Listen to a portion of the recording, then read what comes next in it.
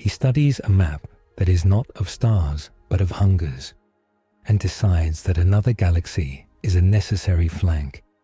He swears an oath to spend his own light to open a road, even if terror dims. He sets the golden throne to a foreign chord, where the Imperium thins around a distant vergence the natives call the Force. He binds a million whispers into a single vector and accepts the cost. Pain now, order later. The breach opens like a wound with purpose. Coruscant's sky splits along a noon meridian. The planetary shield doesn't fail. It parts as if it respects the geometry of the newcomer. A spear of radiance angles through clouds and traffic lanes, shedding silent shockwaves that push gunships aside and stall speeders over Senate Plaza. People on balconies feel heat on their cheeks and drop to their knees without deciding to. The light resolves into a tall figure in matte gold plate, a living thunderhead of will, descending without jets or repulsors, cloak burning but not consumed. Auto turrets track, then untrack. A clone sergeant's visor whites out with overexposure. He blinks and the glare recedes like a tide. Gunboats pivot to intercept, but guidance software throws a fault. Unknown IFF, non-hostile confidence high. The figure lands on the Senate steps with a sound like a cathedral door closing. Every statue's shadow shifts toward him as if he is the new sun. Heavy contact, visual anomaly, says a traffic controller on a tight comm, voice frayed. Marking Senate Plaza. No known transponder. No known anything. Inside the rotunda, aides feel the hair on their arms stand up. In a lower level bazaar, a boy grips a toy clone trooper and watches bright dust sift down through grating. A woman selling noodles realizes she is crying, not with fear, but with a pressure that feels like the memory of a hymn. Somewhere in the temple district, bells begin to ring because hands pull them. Hands don't know why. Storm speed in orbit. New signatures rip in. Dart-like, metallic, predatory. Separatist pickets ride pointed hyperspace vectors too close to planetary mass for safety. Their commanders accept the risk. They were paid to accept it. Thousands of buzz droids flower like iron petals from carrier canisters and fire themselves toward the defense grid. The opening move for a city siege written in digits and droids, cynical and precise. The golden figure turns his head toward the sky as if he reads trajectories by taste. He moves, one step, another, each stride biting into stone, and lifts a palm toward a coruscating dark shape tumbling end over end. A damaged civilian shuttle with failing repulsors. He doesn't reach for it so much as he refuses to let it fall. Air screams. The shuttle's carcass trembles to a halt and slides, as if along an unseen track, into a clear plaza lane. It sets down harder than is safe. Legs shear, sparks spit, doors blow, passengers spill out alive and shaking. Codex. Note, macro telekinesis across free-fall vectors implies localized gravitic denial via micro-warp shear, not repulsor manipulation. He pays. His nose bleeds once. He swallows iron. The air around him smells of ozone and cold incense. A ripple runs up his spine like an animal trying to climb out. He lets it climb and pass and be caged again. He lowers his hand and the shuttle's intact life pods bow as if grateful. Clone shock troopers in red-trimmed armor spread into a semicircle. Their officer names the configuration without thinking. Phalanx. Shields edge forward. On your knees, he shouts, out of training and fear rather than sense. He knows he is ordering a mountain. Red-robed royal guards arrive in a neat wedge, helms expressionless, force pikes at rest. Their captain doesn't shout. He stops a measured distance away and bows at the neck. By order of the Supreme Chancellor, he says, voice modulated, you will be received. From shadow and stillness, another presence. A figure in brown robes, hood back, expression ironed flat by years of difficult choices. Mace Windu studies the newcomer and does not bow. The force drags against his senses like a sail under a storm. This is not a vergence he has felt before. It is not merely strong, it is alien. "I am Mace Windu of the Jedi Council," he says, voice cool, careful at the edges. "Identify yourself." He lifts his gaze. The golden figure meets it. His eyes are dark, old, and unmarred by glow. When he speaks, sound is subordinate to intent. "I am the master and shield of mankind," he says. "You do not have my name. You have my purpose." "Which is?" Mace asks. He feels clones shift behind him, fingers tight on triggers. The red guards do not shift. The crowd does not breathe. "To prevent what devours sentient futures," the newcomer says. His head tilts a fraction toward the sky where droid burn lines write arrows down into atmosphere. "I will start by denying them your world." The Red Guard captain keys a channel with his thumb. "Chancellor," he says quietly. He's, cooperative, for now. "Offer him every courtesy," Palpatine says from a desk of polished lies, voice like warm milk. "And keep me informed of his requests." In orbit, the first wave hits. CIS pickets slingshot buzz droid clouds into the conic volume of the planetary shield aperture, aiming at the exact breath of time when the gate cycles to admit loyal traffic. It is a good plan because it is simple, and the city is complex, and complexity means seams. Golem platforms wake weapons in rolling chords. Clone gunners clamp down on fear and switch to manual. The golden figure lifts both hands now, not in prayer, but in measurement. Lines that are not lines lay themselves over air and stone, like a grid no machine can read. "Your defense array has seams," he says, as if to himself. "Borrow mine." The plaza tilts. Not physically. His will makes the world feel like a ramp, he decides. Sound drops out. The incoming buzz droids decelerate as if flying through honey. The grid's aperture judders, and for a breath its cycle misaligns with their timing. Thousands miss the seam. Golem batteries speak in white light. Buzz droids pop like eggs into froth.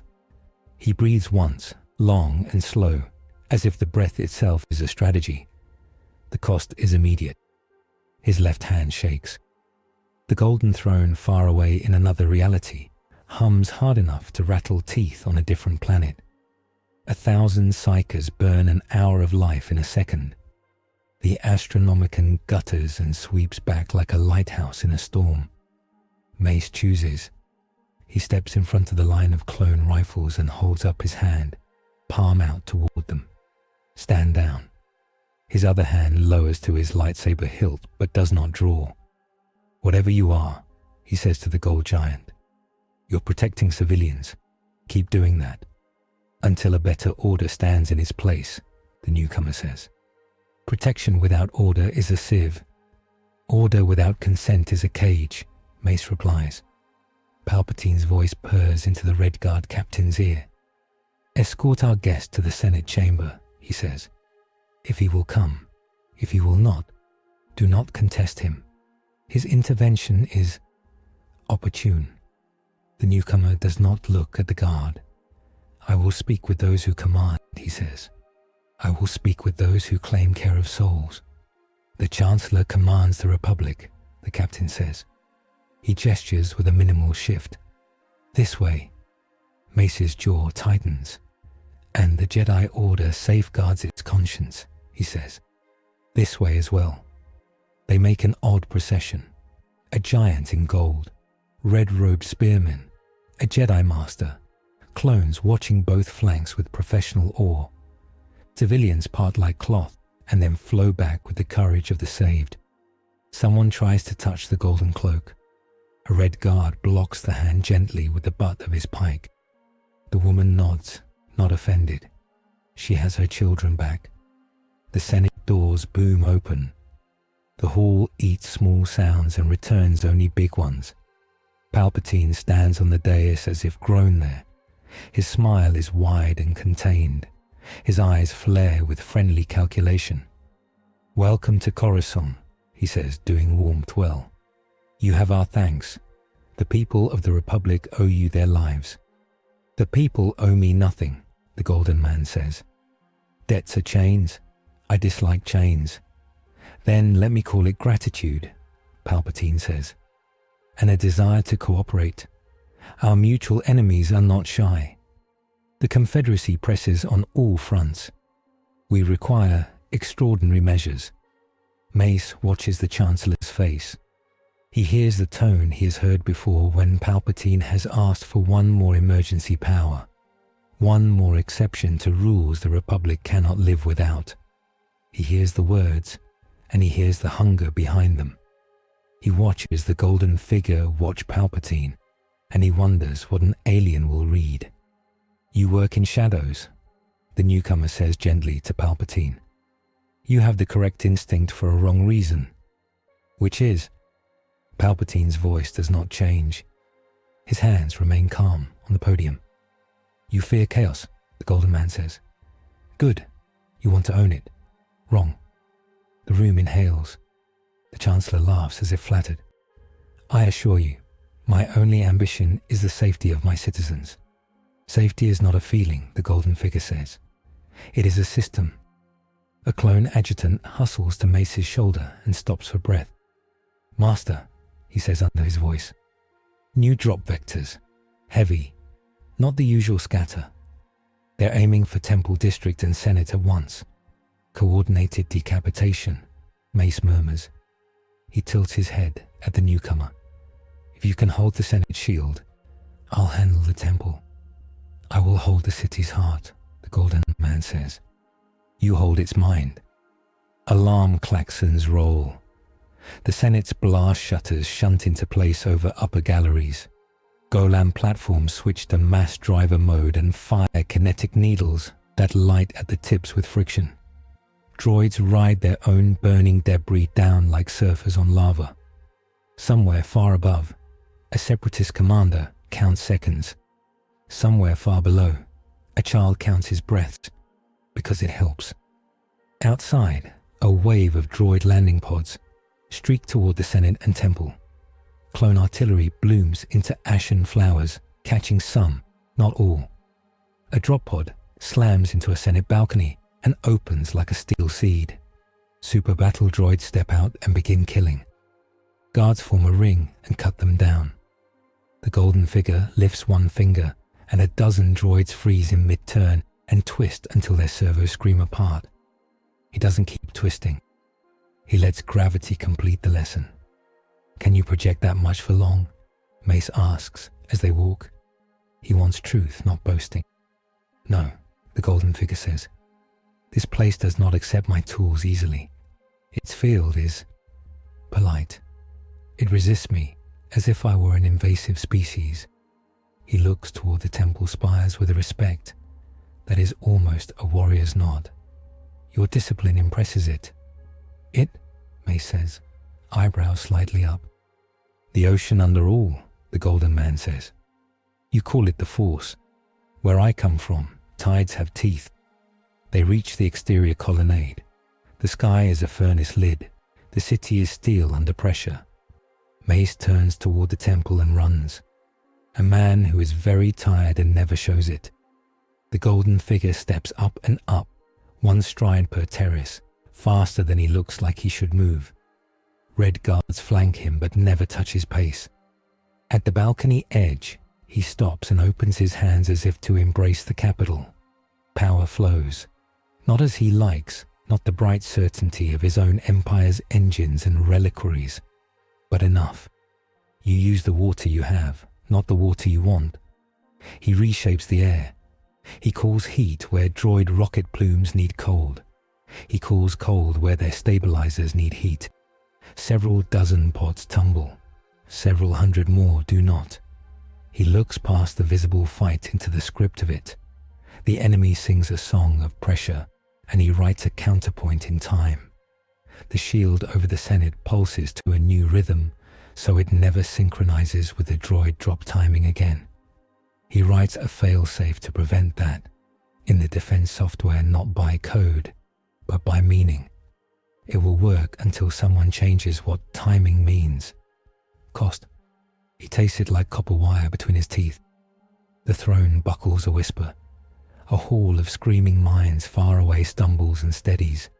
He shortens his breath and speaks 2 words, private, to no one. Hold terror. A woman nearby hears him without ears. She does not know terror, but she holds onto the word the way you hold the hand of a stranger who steadies you in a stampede. Temple District. Mace Windu lands on a platform at a run. Blade lit violet, clones fanning into fire lanes. Droid pods cut their own doors like perfect petals. Troops pour out. A Padawan he knows by name, Bila Nol, raises her saber a fraction too high and nearly loses her forearm.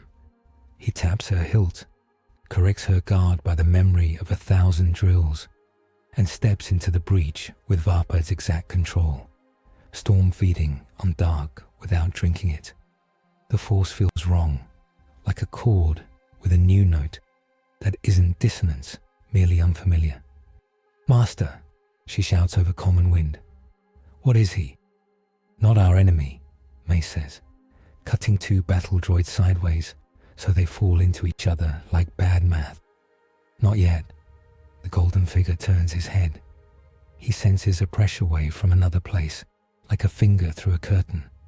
He meets it with a palm out and flattens it. 2 buzz droids trying to gnaw into shutter actuators simply fall, legs curled. He repeats the motion with 1,000 little things across the city without naming them. He keeps count of his breaths and the fractures of himself he can afford to spend. He speaks to Palpatine without looking at him. Your enemy's plan relies on your appetite for fear, he says. You will be offered a reason to declare absolutes. Palpatine sets his mouth in a rueful shape.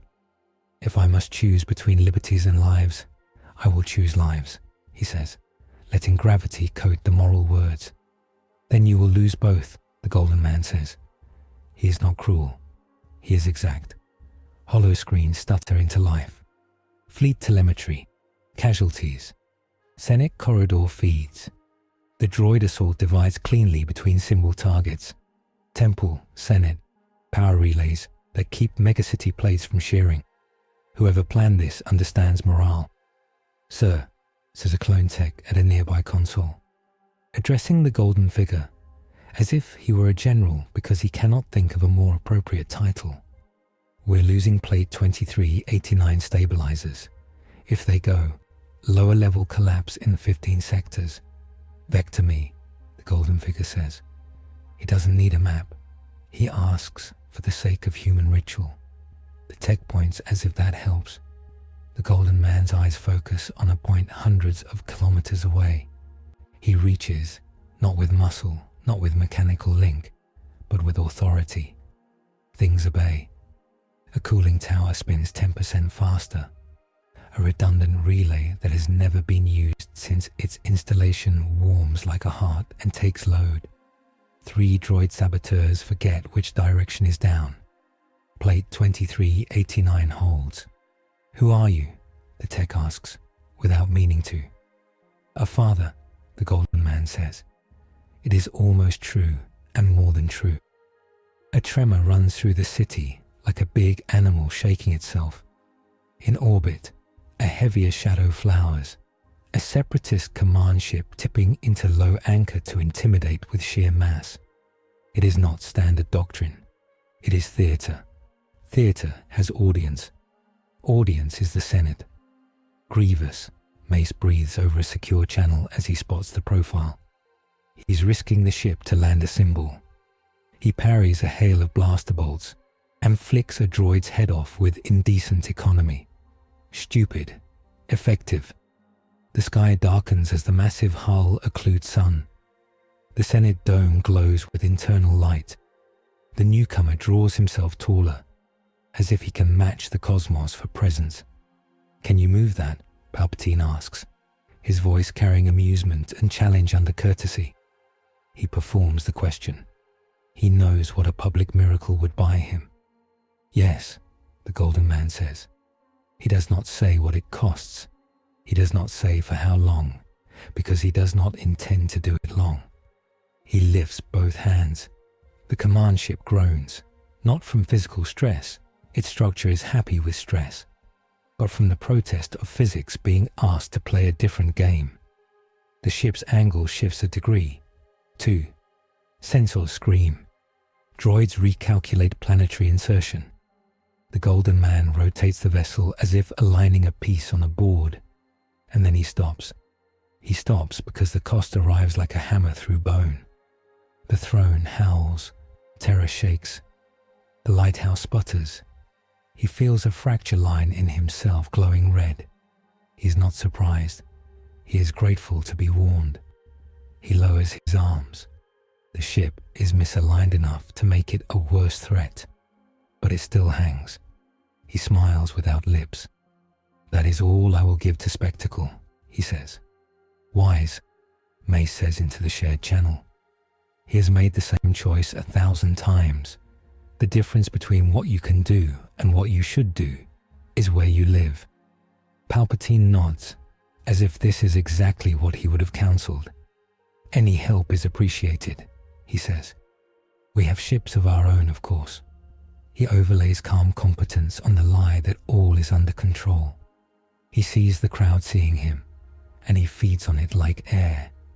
The Separatist ship opens ventral doors to disgorge an armored spear aimed straight at the Senate. The golden figure lowers his center of gravity. Your city prepares too slowly, he says softly. It has never had to ready itself against true predators. He takes a step forward, and behind him the Red Guards and clones take the same step by reflex. Watch. He pulls, not at the ship, at the meaning of approach.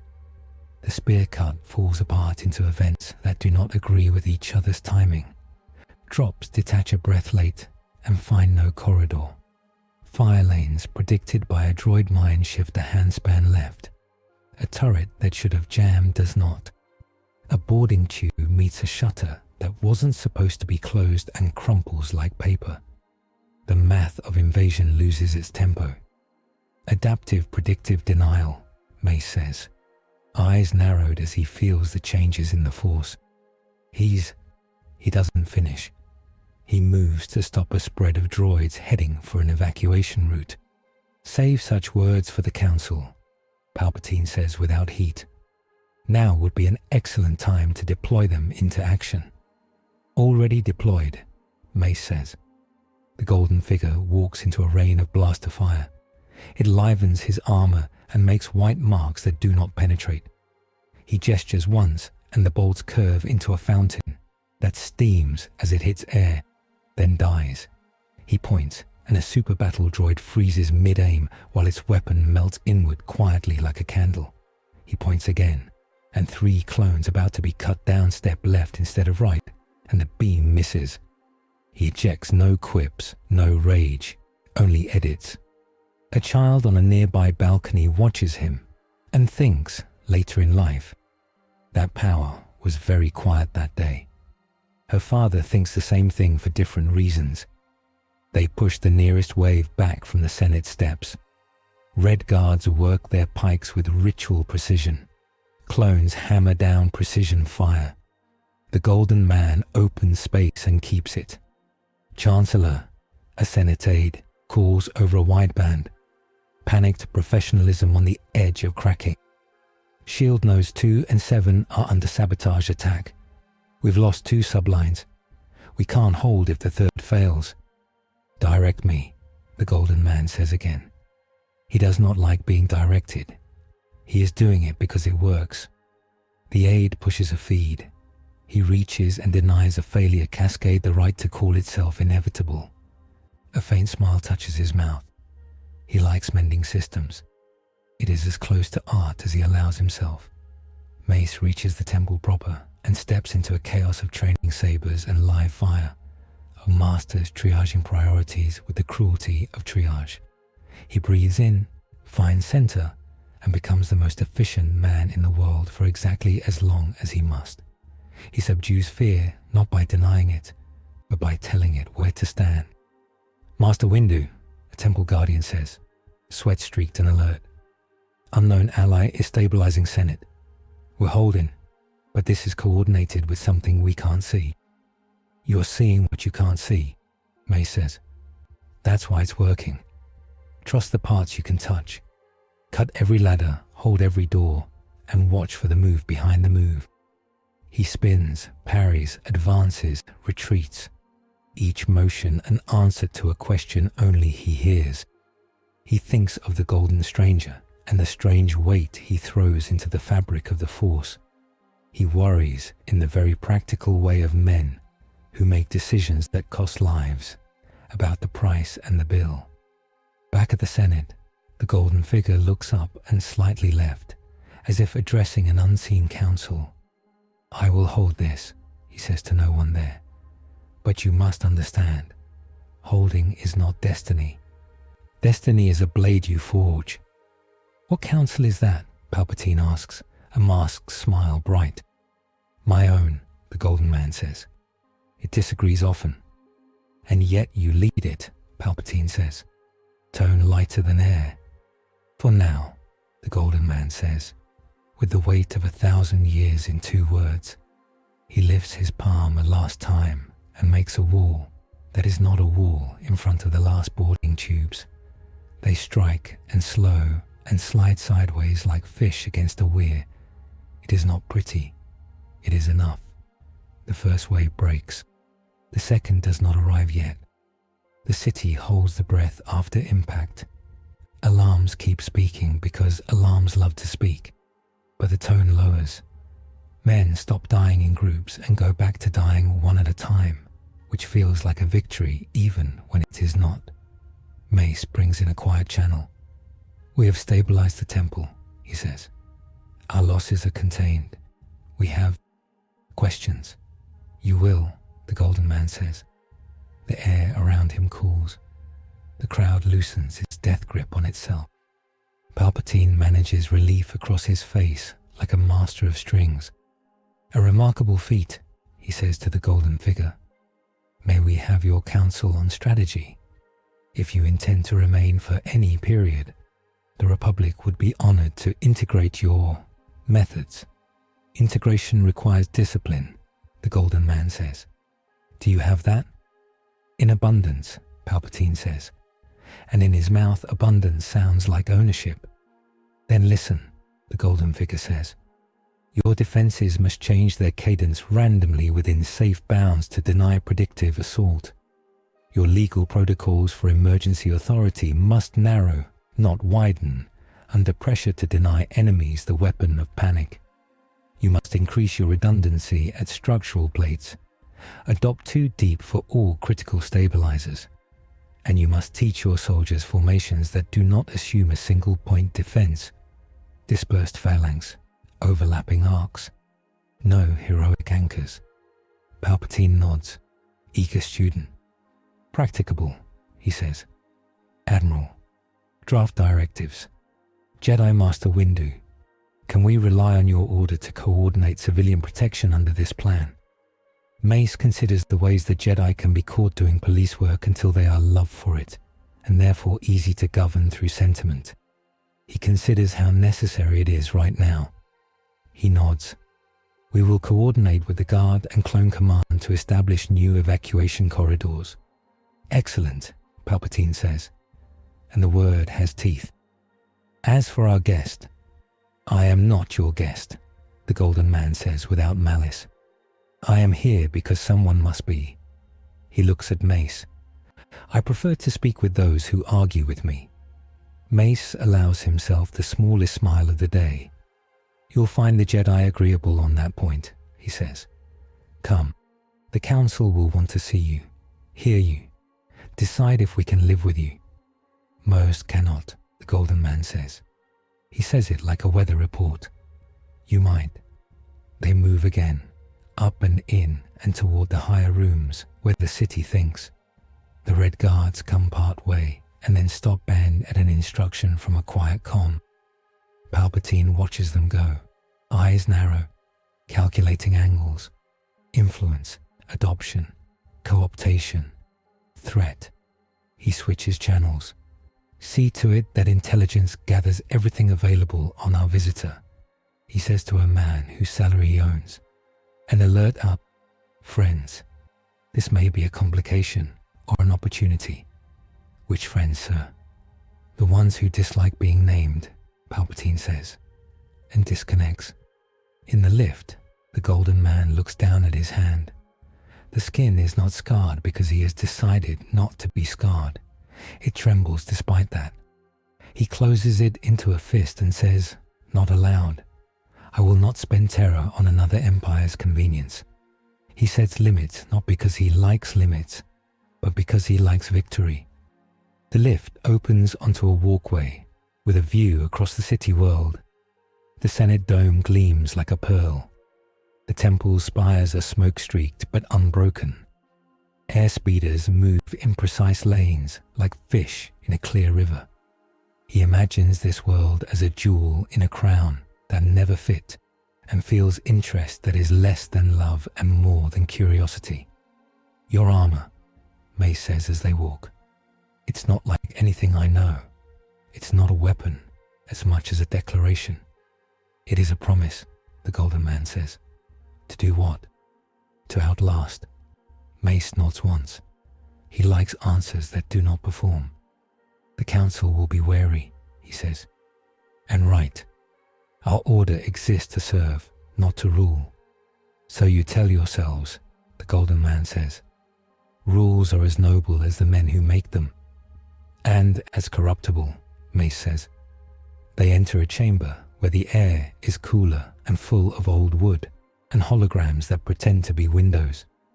Masters sit. Holographic presences hum. Yoda watches with eyes like deep water under starlight. Ki-Adi-Mundi's brow furrows in thought and arrogance. Shakti is very tired and very kind. Obi-Wan is off-planet. Anakin is a storm somewhere else. The golden man stands. He does not bow because he does not bow. He lets the room feel the weight he carries and does not apologize for it. He meets Yoda's gaze last and lets something like respect show. Here you stand, Yoda says, staff set beside him. Not of our world, not of our way. Aid you give, cost you pay, cost we may pay. Clear this is. I do not use your force, the golden man says. It uses me reluctantly. I will work within it until I decide whether it deserves to be amended. Murmurs brush like moths in a cabinet. Mace watches Yoda watch the man and thinks that gods are a terrible burden for anyone to bear, including the gods themselves. Names have you? Yoda asks. Purpose you claim. Wield it you would. But to whom answer do you? Only to what must be, the golden man says. I am not here to place you under my rule. I will place your enemies under my heel if they threaten what I intend to keep. I will teach you how to keep it after I go. After you go, Ki-Adi-Mundi says, skepticism like chipped ice. You presume a short stay for someone who tears ships with his hands. I presume nothing, the golden man says. I decide. Mace intervenes before the room tips into pride against pride. He stabilized civilian sectors, held the Senate, and coordinated through non-standard modulation, we can verify. He also refused to overextend for an impressive display. That matters. Matters, restraint does, Yoda says, approving and warning in the same breath. But wary we are. The dark, it hides in help. Yes, seen this, we have. I am not your dark, the golden man says. I have my own. It is patient, far away. It has many names and no eyes. It eats meaning. It does not care for your passions. It will learn to care if I let it. The room becomes paper dry. Mace feels it too, like a cold idea standing in the doorway. Palpatine, far away, smiles and does not know why. The golden man waits for the weight of what he said to set roots. Proof give, Yoda says softly. of intent, of limit, of law you hold to. He nods. I will write you a law, he says. Not now, in battle. Laws are written best where blood tries to argue.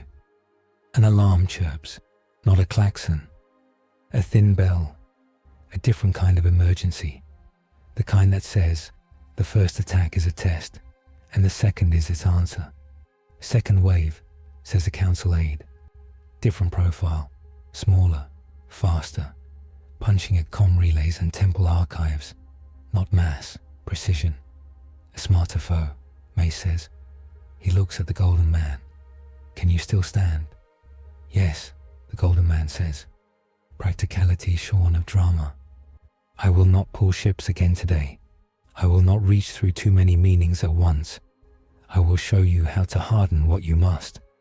Then we move, Mace says. They move. The Golden Man bleeds a little more from his nose and wipes it without shame. The temple sifts dust and squares its shoulders. The Senate finds new ways to call itself brave. The city makes itself a blade with two hands. In the plaza, clones reform into overlapping swarms instead of rigid blocks. A captain with no poetry in him understands quick and names it anyway. Dispersed phalanx. Red guards shift to interceptive arcs around the Chancellor, not a ring at his side. The Golden Man nods, once. He prefers soldiers who learn. The second wave falls like needles in rain. They pierce where the skin is thin. The Golden Man does not try to be everywhere. He is what he was in the war that never ended. A commander who understands that control is not coverage. He thickens time in 3 places and lets 20 suffer with normal time because he is not an idiot, and gods who are idiots rule badly. He reaches once for a comm relay on a spire and feels something slap his hand from the inside. He withdraws with an expression like interest and disgust. There is a null there, small, exact, placed. He can feel it because not feeling is a feeling of its own. The force hums smoothly around the gap as if someone has carved a little cistern of quiet into the world. What is that? He asks. Mace, as they run. It's Alamiri, Mace says, lips thin. Creatures that make bubbles where the force recedes. Rare. Black market. We've seen them used to trap us. The Golden Man smiles without humor. Your enemies are clever, he says. Good. I dislike boredom. He does not punch the null. He moves around it, treating it like a bad tooth in a jaw you still must bite with. He adjusts clone movements so they never step into the bubble without support. He marks every place the feeling of not feeling blooms and writes new lanes for runners to relay the routes by voice and dust and hand signals in case the network falls like glass. He hangs for a heartbeat above the city on a shard of balcony and looks down. The world is a board and a choir. He has done this since before this city was a fiction in a storyteller's skull. He feels the cost like a saddle sore, and he sits it anyway. The second wave will not break them. Its purpose is to teach the third where to strike. He hears Palpatine's voice issuing orders at ground level, resonant and balanced and hungry. He hears Yoda's voice instructing a young knight to hold a door with love in his bones and iron in his hands. He hears himself in a place no one else can hear. If I must pay, I will choose the coin. The sky clears a little. Smoke writes grey over gold. The city takes stock. The Golden Man stops moving long enough to let his heart remember its rhythm. He tells his body to be a fist only later. He looks at Mace.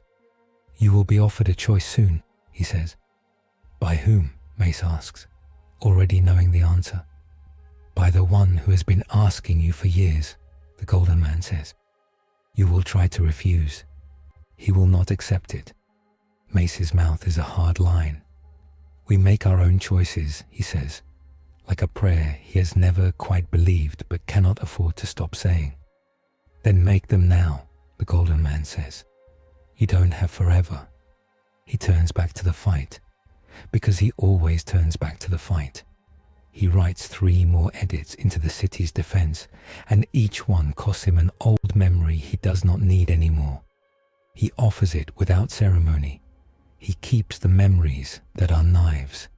On Terra, a machine grinds and sings. Here, a megacity hums and holds. In both places, men who think themselves small stand up because someone made it easier to stand. That is all he ever wanted from a day, to make it easier to stand. The second wave ebbs. The third does not arrive immediately. The city breathes. The Golden Man permits himself to breathe with it. He does not close his eyes because he has spent enough centuries with closed eyes. He keeps them open and watches the way light turns the Senate dome the color of harvest.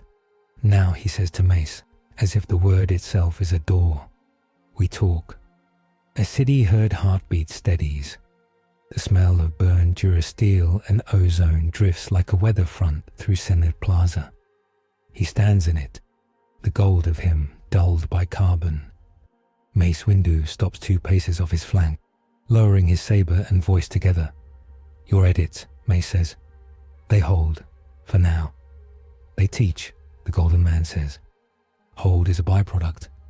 A clone logistics officer jogs up, helmet clipped to his belt, cheeks streaked with sweat and soot. Sir, unknown rank. There's a power gutter across plates 2-4, 9-5. Civilians trapped.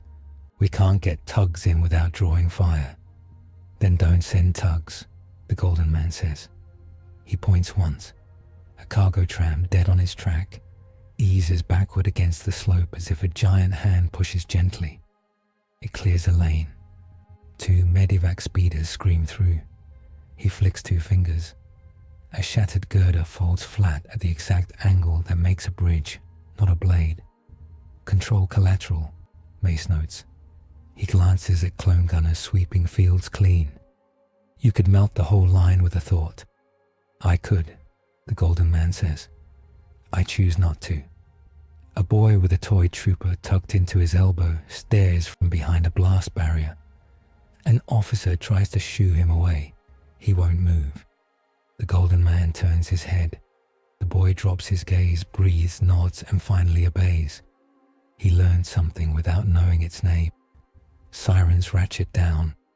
Fire suppression fields breathe out cold fog. In orbit, Republic cruisers firm their wall. Separatist craft peel away, unwilling to joust a second time against platforms that no longer blink to predictable pulses. The first victory is clean enough to call itself a lesson. They take the war inside. The brief room is a wedge of calm bitten into chaos.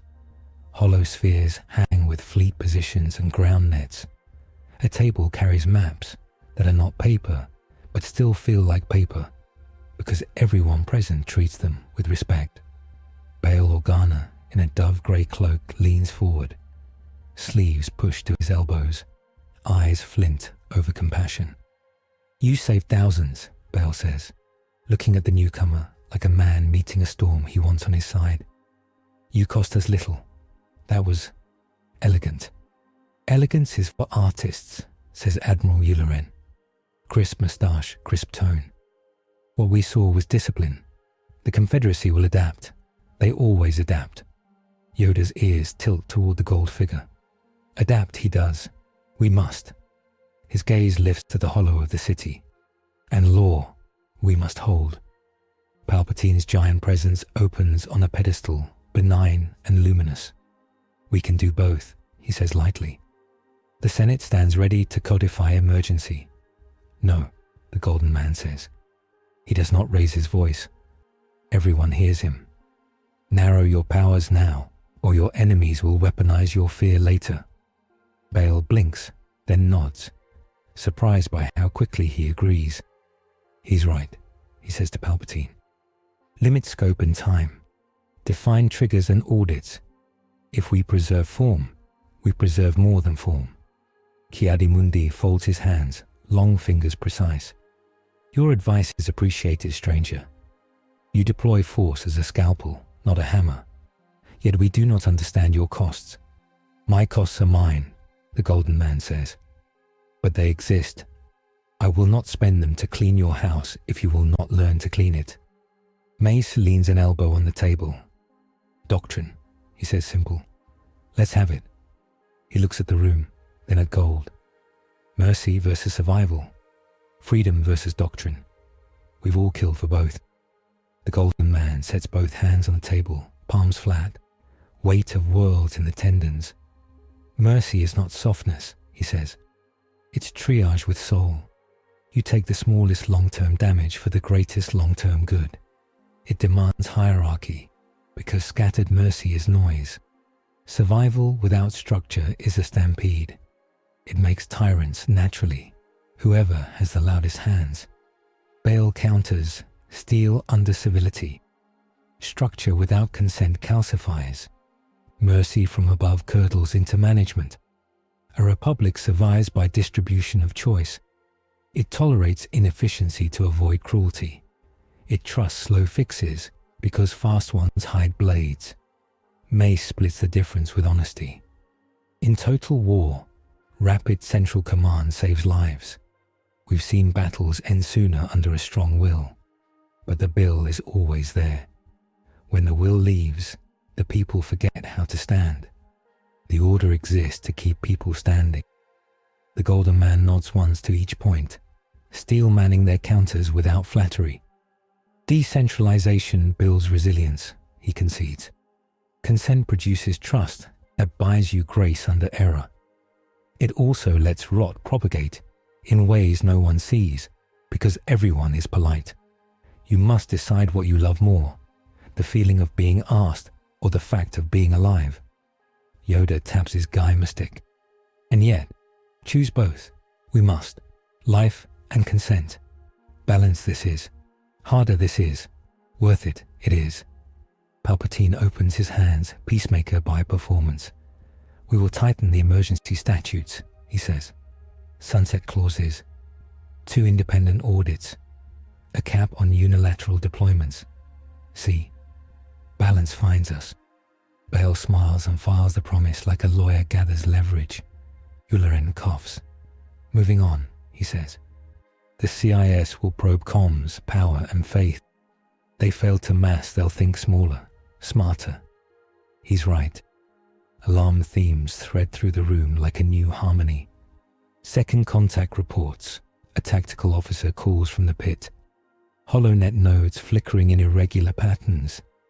Temple archives receiving phantom requests from Senate subnets. Spire relay theta just went cold for 3 seconds. 3 seconds is a test, Mace says. They're measuring reaction time. The Golden Man's head tilts slightly, as if someone stands behind his left shoulder, telling him a bad joke. He feels a texture on the air, smooth where it should be grainy. He feels a shape you only feel by the space it eats. Null, he says softly. Mace glances at him. Is Salamiri? Cages, the Golden Man answers. Small, exact. Your ocean retreats just enough to leave rock. Useful rock. A mind like mine trips on it. Bail looks between them, understanding enough to be worried. Explain, quickly. Where I write, the Golden Man says. I use meaning like wire. The Force here is a polite medium. It tolerates me. Where they deploy null, there is no medium. My wire has nothing to anchor to. If I force connection, the cost pushes back along the line into a place I cannot afford to break. Yularen's moustache tightens with thought. So we don't let them place those rocks. We can't stop every placement, Mace says. We can decide where we never fight blind. We can build paths around. The temple's archivist Akar Desh appears as a small hollow. Monkal eyes worried. Masters, we're seeing cortosis in the field, he says. Saboteurs seeded microfilaments in vent systems near nodes. They short sabers. They fry relays. They're cheap. They're also mortal, the Golden Man says. We can use their shorting without letting them cut. He sketches in air, indicating nothing and everything. Ground them into sacrificial layers. Make them eat the energy you'd rather not take as heat. Is that Possible, the technician asks, already patching in the idea. Everything is possible, the Golden Man says, until you demand elegance. A small chime. A separate feed expands, a quiet room, blue lit, where a hooded image speaks to Count Dooku with exquisite courtesy. Accelerate the second phase, says Darth Sidious. Our new variable must be defined by pain. Of course, my master, Dooku replies, and he means both the words and their theatre. I will employ the null cofactors and the meme keys. The hood fades. Dooku gestures. A holomap of Coruscant adjusts like a chessboard in fog. Begin the canticle, he tells a black-clad tech. Soft, then loud. Soft becomes loud. Speakers intended for evacuation codes begin to whisper a rhythm that is not quite a rhythm. Holo tickers display a string of numbers that rounds up wrong. Clone helmets concatenate a status ping with a tone that falls through an octave and loses the last note. It is nothing, and it is an infection.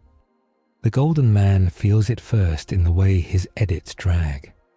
The city's words, the ones he is quietly rewriting into resilience, wobble as if their dictionary turned one page ahead without telling him.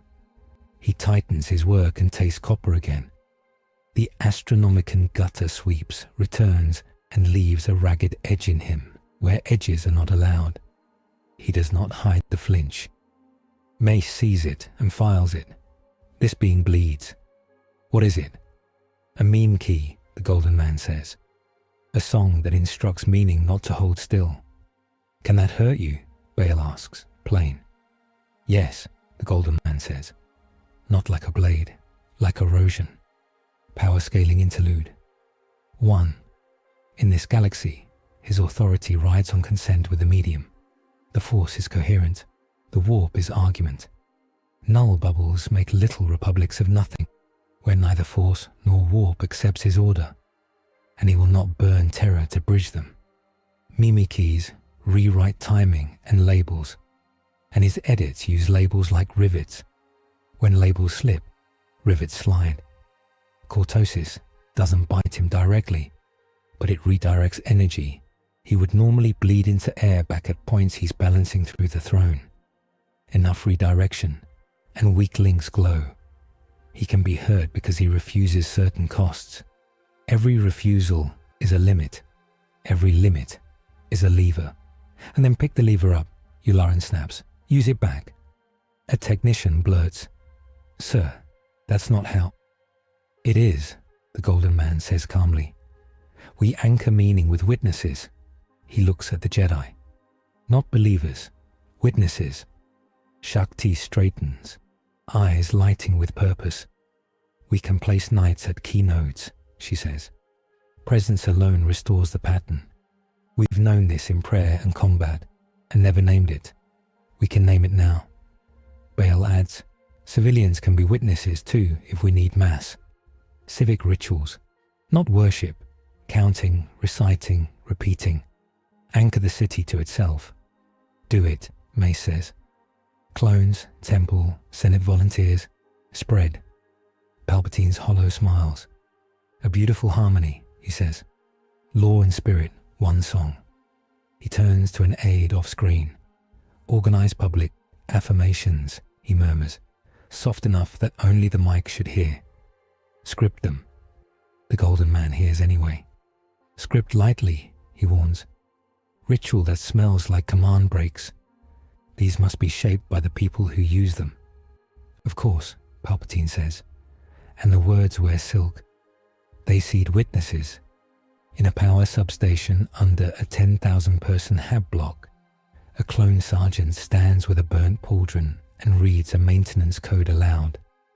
1 digit per breath, steady as a metronome, while 2 medics tape cortosis webs over a capacitor like patchwork armor. The lights stop flickering. In a school, a teacher lines children up and has them recite their bus routes in order until every path feels like a promise. The road clears itself. In the temple, a Padawan places her palm on a data column and whispers the names of each master who built it. The column forgets to fail. The meme key fights back, louder. The whispers clip into staccato pulses. The hollow tickers now show numbers wrong and bright. On one platform, a clone squints, shakes his head, and remembers he has a partner. He reaches to tap helmets, friend, present, and the wrongness loses purchase. In a CIS command van disguised as a delivery hauler, a Nemoidian coordinator hisses, "Increase amplitude." A tech slides a bar. The golden man tastes the adjustment as if someone turned the sound in his bones up a notch. He doesn't push through it. He rotates around it. "Shift your cadences every 93 seconds, he tells the net. Then 61, then 31, prime steps. Don't let the song catch you. "On whose authority?" a Senate liaison asks, startled. "On the authority of anyone who wants to live," he replies. "Move." Paths change. The meme key mispredicts and bites its own tail. A third of the city locks to new beats organically. Not because he says so, but because whole neighborhoods discover a rhythm they like and keep it. He grins, small and private. This is what he loves, people teaching themselves to last. He pays. The throne coughs hard enough to make candles go out in 100 shrines on Terra. A choir of bound psychers goes to their knees. He tastes blood again. He says, "Enough," to his own muscles. He refuses spectacle for the second time in an hour and feels the usefulness of that refusal settle like a shield. Alarms spike. Null cages deploying across Theta Spire. An officer shouts, "We can't see them until we're in them." "Stop trying to see them," May says. "Mark where the force stumbles and treat those like cliffs." CIS skiffs with crates slung under their bellies dart through canyons. The golden man points at a lane between buildings, and it becomes briefly too narrow for a crate by a hair's hair. 2 crates clip edges, tumble, burst into shimmering bubbles of quiet mid-air. They hang on nothing, exact and stubborn. 3 clones slam to a halt at the bubble rim, swaying. One lurches forward without thinking, and Mace yanks him back by the collar. "Never step into a null alone," Mace says. "Line and rope. Old rules." "Old rules," the golden man echoes. He gets a rope into his hand that was nowhere a second ago and binds it around the clone's waist. "You're going to tie me to the world," he tells the trooper. "Sir?" The clone's eyes dial from confusion to pride. "Yes, sir." He strides into the bubble. Everything goes very clean. Sound stops having a shape. The force doesn't resist him. It simply forgets that resisting is a concept. He refuses to pour warp into it because he knows exactly how much of terror that would eat. He uses simple things, leverage, habit, marine lessons that predate stars. He lifts the crate's housing a centimeter with his hands and kicks the lock. The bubble deforms like a soap film and shatters. There is a sweet, dizzying moment when the absence becomes presence again, and his skin prickles with existence. He hands the clone the rope and nods. "Thank you. Anytime," the trooper says, and means it even though his hands shake. They repeat it at 5 nodes. 7, 14. The city begins to understand the work the way fingers learn a tune, not by reading, but by doing. A Comtech screams, "Temple archives breach in progress." Not mass, precision. Blueprints are changing. On a high stack of holocrons and data cylinders, file names slide, words reorder. Philosophy papers become power schematics and back again. A meme key hides its malice in metadata. "Ventress?" Shakti says, recognizing the taste of a hand in a glove. Or someone trained to smell like her. Mace doesn't waste time guessing. "Seal the archives by old oath," he orders. Manual antiphon. The archivist breathes in, speaks a phrase none of the droids understand because it was never digitized. Locks with bones in them listen. Doors unashamed of being doors close. The data stops acting like a slippery animal and goes back to being books. The meme key throws sparks and dies on that layer. Confederacy null cohort confirmed, Yularen says. Eyes on a separate feed of skiffs with special markings. Tag, Independent Systems Military Intelligence. Sponsor, unknown. Bail looks at Palpatine's hollow. Sponsor? Palpatine smiles without teeth. We will investigate, he says, with all urgency. The Golden Man steps away from the table. He feels the city in his extremities. He cannot save it. He can keep it aligned long enough to learn. He has already learned more about this ocean than he expected to in one day. His victory is ugly in the parts that matter, and clean in the parts that count. 2 comm nodes fail and burn. 20 more live because people who didn't wear capes did boring, brave things on time. A dozen null bubbles erupt and get lassoed like beasts. The meme key pushes and finds a crowd singing bus routes in 100 accents. It loses interest. Codex note. Null countermeasures work best when anchored by ritualized human presence. In the absence of psychic dominance, disciplined witness operates as a low-energy stabilizer across semiotic channels. They reconvene because people who live meet between living. The war room is quieter. The gold of him is less gold and more matte. Mace leans wall-side, head low and forward like a bull thinking, not angry. Bail rests his hands on the table and looks at palms that shake a little. So, first victory registered. Low collateral for a siege. You taught us counters we can keep. You bled. We saw it. I'll bleed again, the Golden Man says. I'll choose where. Yoda watches the line of his shoulders, the way weight sits. Your cost, yours to pay, he says. Our cost, ours. Entangle they will. Decide we must, if this not we can live with. Palpatine's hollow takes on a thoughtful cast. Your methods work, he says, but your presence disturbs. He lets the word carry plausible concern and hidden delight.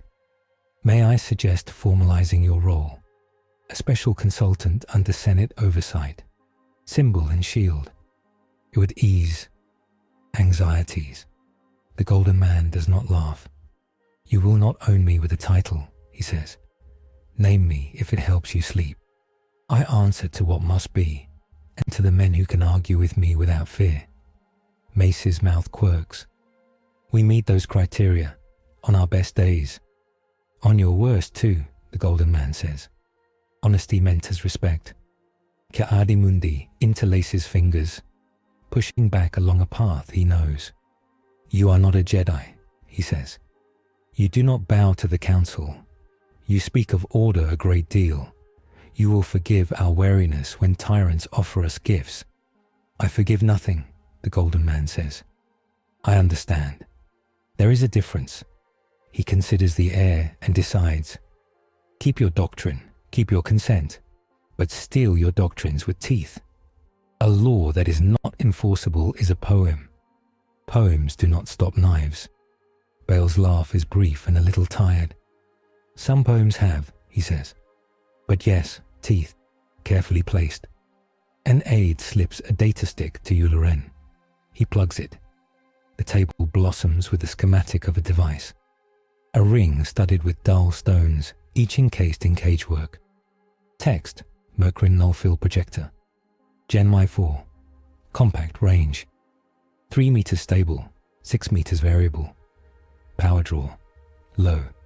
Production, unknown. Yularen whistles low. Someone invested. This is not a pirate skiff job. Dooku, Mace says. Dooku, Palpatine agrees. Sincerely and insincerely at once. He knows the truth because he made the truth. The Confederacy has improved its toys. The Golden Man memorizes the lines of the device with the kind of attention that makes artisans sweat. Bring me one intact. For study, Shakti asks. For education, he says. Yours, mine, the city's. The room breathes alive again. Orders travel. The second victory turns into a plan for the next hour, the next quarter day, the next night. They put a cork in the council for a moment and walk. On a mezzanine open to the city, Bail finds him. "You say you dislike chains," Bail says. "I've never met a chain that didn't think it was a promise." The golden man looks over the metal horizon. "I have," he says. "It was. It held a world together long enough to learn to walk." "Did it ever come off?" Bail asks. "Pieces," the golden man says. "Teeth grow. Children bite." Bail smiles without heat. "If you stay, you will force us to grow teeth we've avoided. If you go, you will leave a silhouette. We will fill it with myth. Both are dangers. Both are tools," the golden man says. "Your choice is where to point them." Mace joins them, cloak pulled close, exhaustion like sand behind his eyes. "He's right," he says to Bail. "As long as he's in our sky, we must define ourselves against him or with him. No third path today." Bail touches the rail with long, careful fingers. "I prefer defining with law," he says. "Failing that, with decent men in indecent times. Get more decent men," the golden man says. "Train them to pull ropes while a man like me walks into the quiet." The comm crackles. "Contact," Yularin's voice says. "CES Null Cohort engaging District 9. They brought a pet." The pet lands with a clatter of durasteel feet. It is new. A spider droid with a belly like a bell and a spine of cages. The cages hold smooth stones and living shapes in tubes. A horror zoo, self-contained. Troopers fire. Bolts slide around strange fields and come out the other side damped and confused. 3 clones vanish into not sound when they step wrong. The droid clacks forward, confident as a chess piece on its favorite square. "Target cages," Mace orders. "Not the gun. The gun is noise, the cages are the song." Blaster lines adjust. Concentrated fire hits a cage. It warps but holds. The golden man arrives, rope around his waist, though no one tied it this time, because he decided he needed it, and reality agreements like that are easy here, if you smile at them. He puts one hand on the field that pretends to be air and checks his own urge to crush. He thinks like a mason, not a god. He finds the seam where cage meets frame and levers with thumb and forefinger until it creaks into compliance. The Salamiri inside hisses, curls. The bubble shrinks a hair. That hair is everything. Mace's saber bites. The seam opens. The bubble pops. The spider staggers. "Asajj," Mace says without looking, as a blur of lean danger cuts down and knocks 3 clones senseless before anyone sees her. Her eyes are 2 winter coins. Her sabers ignite, curved and cruel. She skates past the golden man's shoulder and tries him for the sin of being there. He doesn't draw a blade. He moves a little and her sabers meet each other, and short in a shower of sparks, Corona licking the cortosis threads on the droid frame behind him. Her mouth flattens. She flows into the next strike with that beautiful killer's grace, and he denies her rhythm by stepping into the wrong beat. Her blade grazes his gauntlet. The gold smokes but doesn't scream. He touches her wrist with 2 fingers, and the joint remembers it is a hinge and locks. She rolls out, impressed and furious. "Names," she says, taunting. "Give me yours so I can carve it on your grave." "Graves don't remember," he says, and means it too literally to be clever. She lunges for his throat. He catches her saber with a knuckle, rides its momentum down into the deck, and lets her choose between breaking her stance and breaking her wrist. She chooses stance wisely. Mace is busy carving cages open with ugly, smart arcs. Clones drag limp troopers out by their harnesses, rope lines tight between men and world. A sergeant heaves, swears, laughs because laughing keeps his hands from shaking. "Retreat," Ventress hisses into a bead. "They're reading us. Pull and regroup." The spider bucks. The remaining cages hum, thicken. The meme key fizzes against 1,000 children chanting routes and 1,000 old women counting recipes in kitchens turned into sanctuaries. The droid steps back. The cohort skiffs hook and flee. Ventress takes her sabers and her contempt with her. Dip of the head deeper than she intended. Better prey than advertised, she admits, on a scrambled channel. And a new predator who thinks he is a shepherd. I will bring better teeth. The field collapses. The golden man breathes. He feels the sawtooth stresses in his frame, the way choices settled into joints. He does not indulge in regret. He inventories, tallies, moves forward. He keeps them standing. They reconvene again, because war is meetings between running. The table now carries a broken null cage. Techs poke it like monks dissecting a miracle with butter knives. The Isalamiri inside blinks slow, unbothered by philosophy. Living null, the archivist says, reverent and irritated. Clever thieves. Monsters, Giadimundi says. Tool users, bell counters. Like us. The golden man taps the frame. The metal rings. You can read your critical relays with these wires, he says to the tech. Not to produce bubbles. To bleed off the song that tries to teach your systems lies. Ground noise into hungry metal. We can modify, the tech says. Eyes unfocusing into math. We can. Do, May says. Bale looks at Palpatine's hollow. And the emergency statute revisions? Drafted, Palpatine says smoothly. I will introduce them at once. Grateful as we all are to our Savior, we must encode the limits that protect us from ourselves. Yoda tilts his head, listening to the Force and to the sense behind it. Wise to be grateful. Wiser to be careful. Always, Palpatine says, and his smile is the exact size of the room. Mace turns to the golden man. You're teaching us to fight without you. He nods. Always my plan. Why? Shakti asks. Most powers that arrive want to be needed. I want to be obeyed, he says. Then, after a beat that feels like mercy, and I know you won't, not properly, so I will settle for making you strong enough to survive my leaving.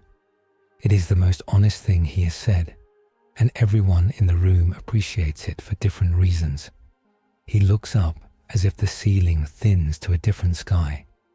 He feels an attention turn toward him from far and in, something old and father-shaped and rule-shaped and ruined by love watches.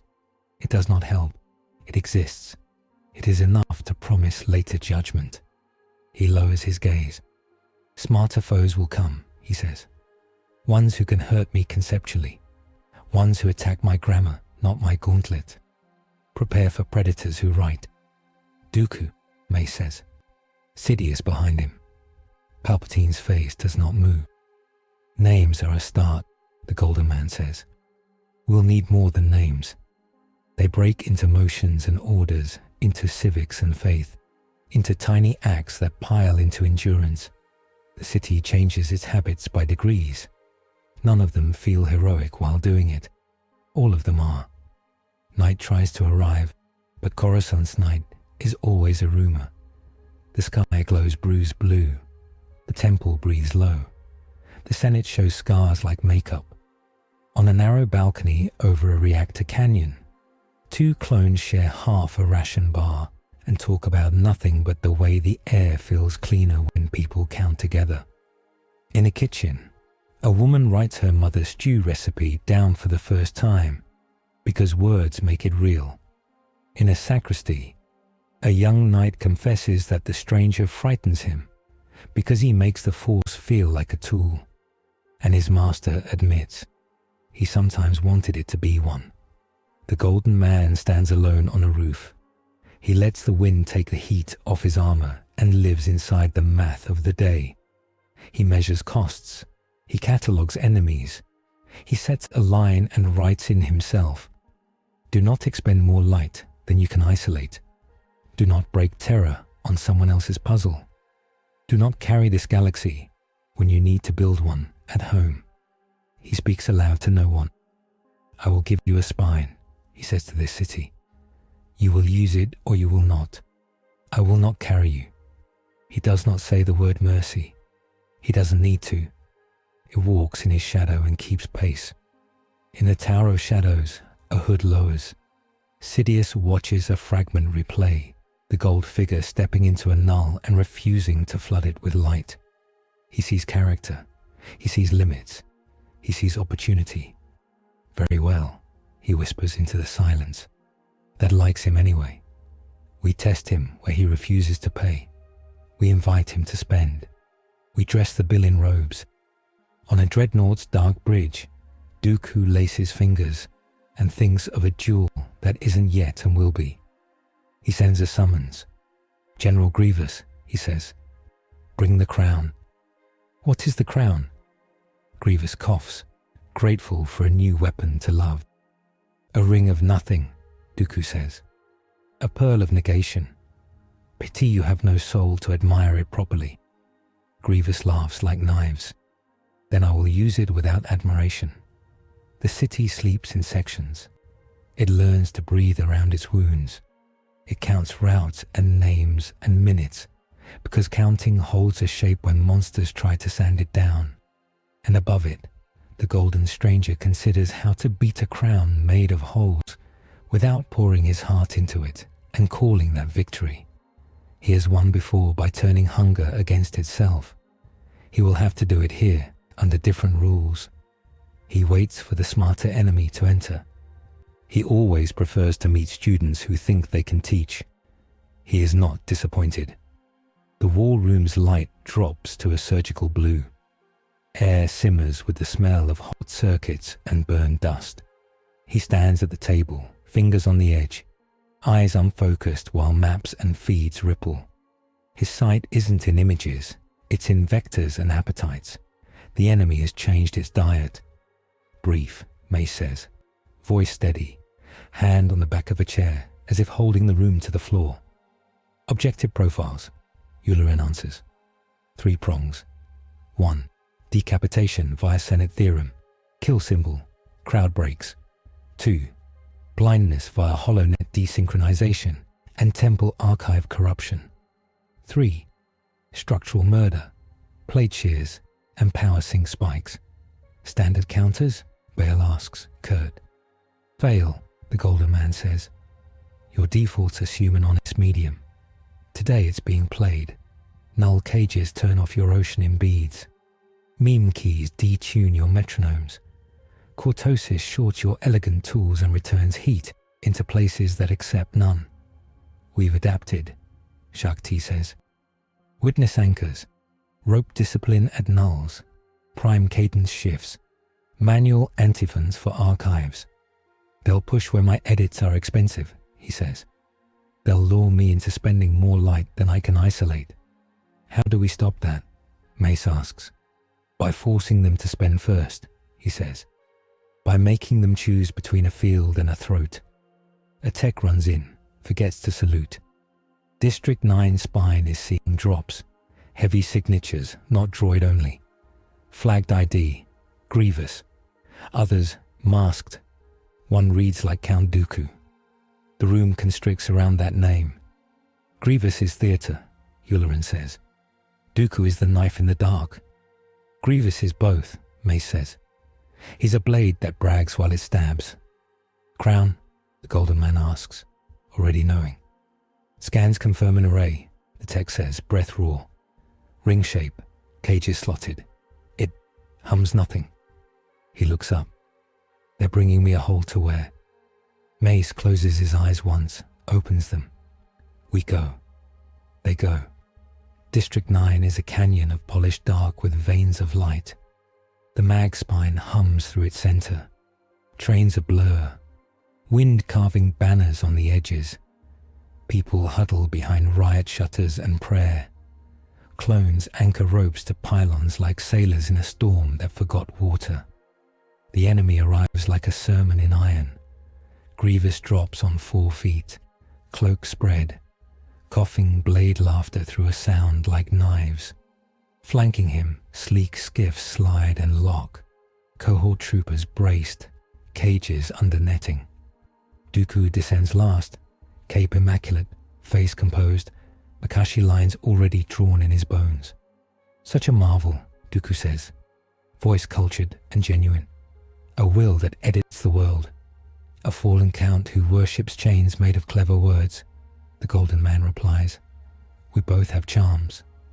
Grievous doesn't wait for debate. He whips the cover off a ring cradled by 4 droids. Cages glint wet within lattice. The air changes. Sound finds edges and loses warmth. The Force hum slides a half step and insists it didn't. Crown, Grievous purrs. Wear it. The ring flies like a thrown planet. He steps forward instead of back and catches it with both hands. It doesn't hit, it takes. The null-field skin kisses his armor and drinks every instruction he tries to give to the world. Authority becomes silence at the exact distance of the ring's rim. He feels the golden throne flare at his reach, hit the crown's lip, and hiss back through him like steam through bone. Dooku's saber paints a red line and holds it exactly 8 centimeters from the ring, tip humming. He does not strike. He waits for an error to happen, because he makes men generate their own. You present yourself as a shepherd, Dooku says, fencing with ideas while his blade rests. You'll find sheep here. Why not make the pen high and the gate one? Because sheep aren't people, the Golden Man says. He levers the ring with raw strength, not the world's compliance. It moves a millimeter. The millimeter hurts. Grievous lunges, sabers bloom in multiples, a hurricane of blue and green stolen.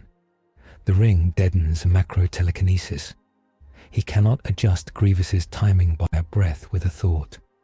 He catches with gauntlet, scoops a blade aside with the face of his armor, steps into the wrong beat, while Grievous expects the right and pays with a cut along the gyros of a wrist. Sparks spit. The general laughs because pain means the song is good. Mace enters the cage edge and immediately feels his center roll. The way footing on screen needs a different foot. He doesn't fight the Force. He fights with it withdrawn. Varpad coaxed into a tight discipline that eats nothing and returns everything. His saber meets Dooku's in a spear of violet against wine red. Makashi's minimalism kisses Varpad's decision. The air around them vibrates with yes and no. Master Windu, Dooku says above the hiss. You are order when it is beautiful. He is order when it is compulsory. Join me. We will sweep away the Senate's senility and the Jedi's cowardly modesty. We'll prune history properly. We are not gardeners of people, Mace says. We are their hands when their hands are full. You are their leash, Dooku replies, precise and cruel. This one would be their collar. Perhaps, Mace says. And because he says perhaps, he lives. The Golden Man feels the crown's rim subtract his grammar from the air in a way that turns anger into waste heat. He clamps down on every instinct that says, push. He chooses small tools, elbows, leverage, gauntlet edges. The crown scrapes along his chest plate and bites. Its cages sing no song so perfectly that the song hurts. He walks forward into a machine made of holes.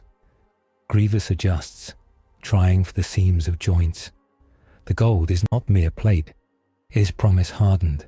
It holds, but the null robs it of one hidden trick. It cannot remember what it must be in the next second without his continuous permission. He cannot give permission across nothing. A blade finds a gap at the right angle and scores light. The mark doesn't bleed until he decides to bleed. Then it bleeds because decision is stronger than denial. The wound takes a real shape when the crown's rim kisses it. That edge eats all attempt at reclosure. The cut becomes a door the world refuses to acknowledge. Air skirls. His body does not fail. It endures an instruction not to heal. He catalogues the sensation with a calm that is a weapon.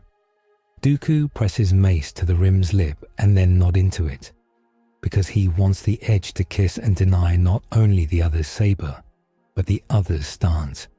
He plays staves on the rib of nothing.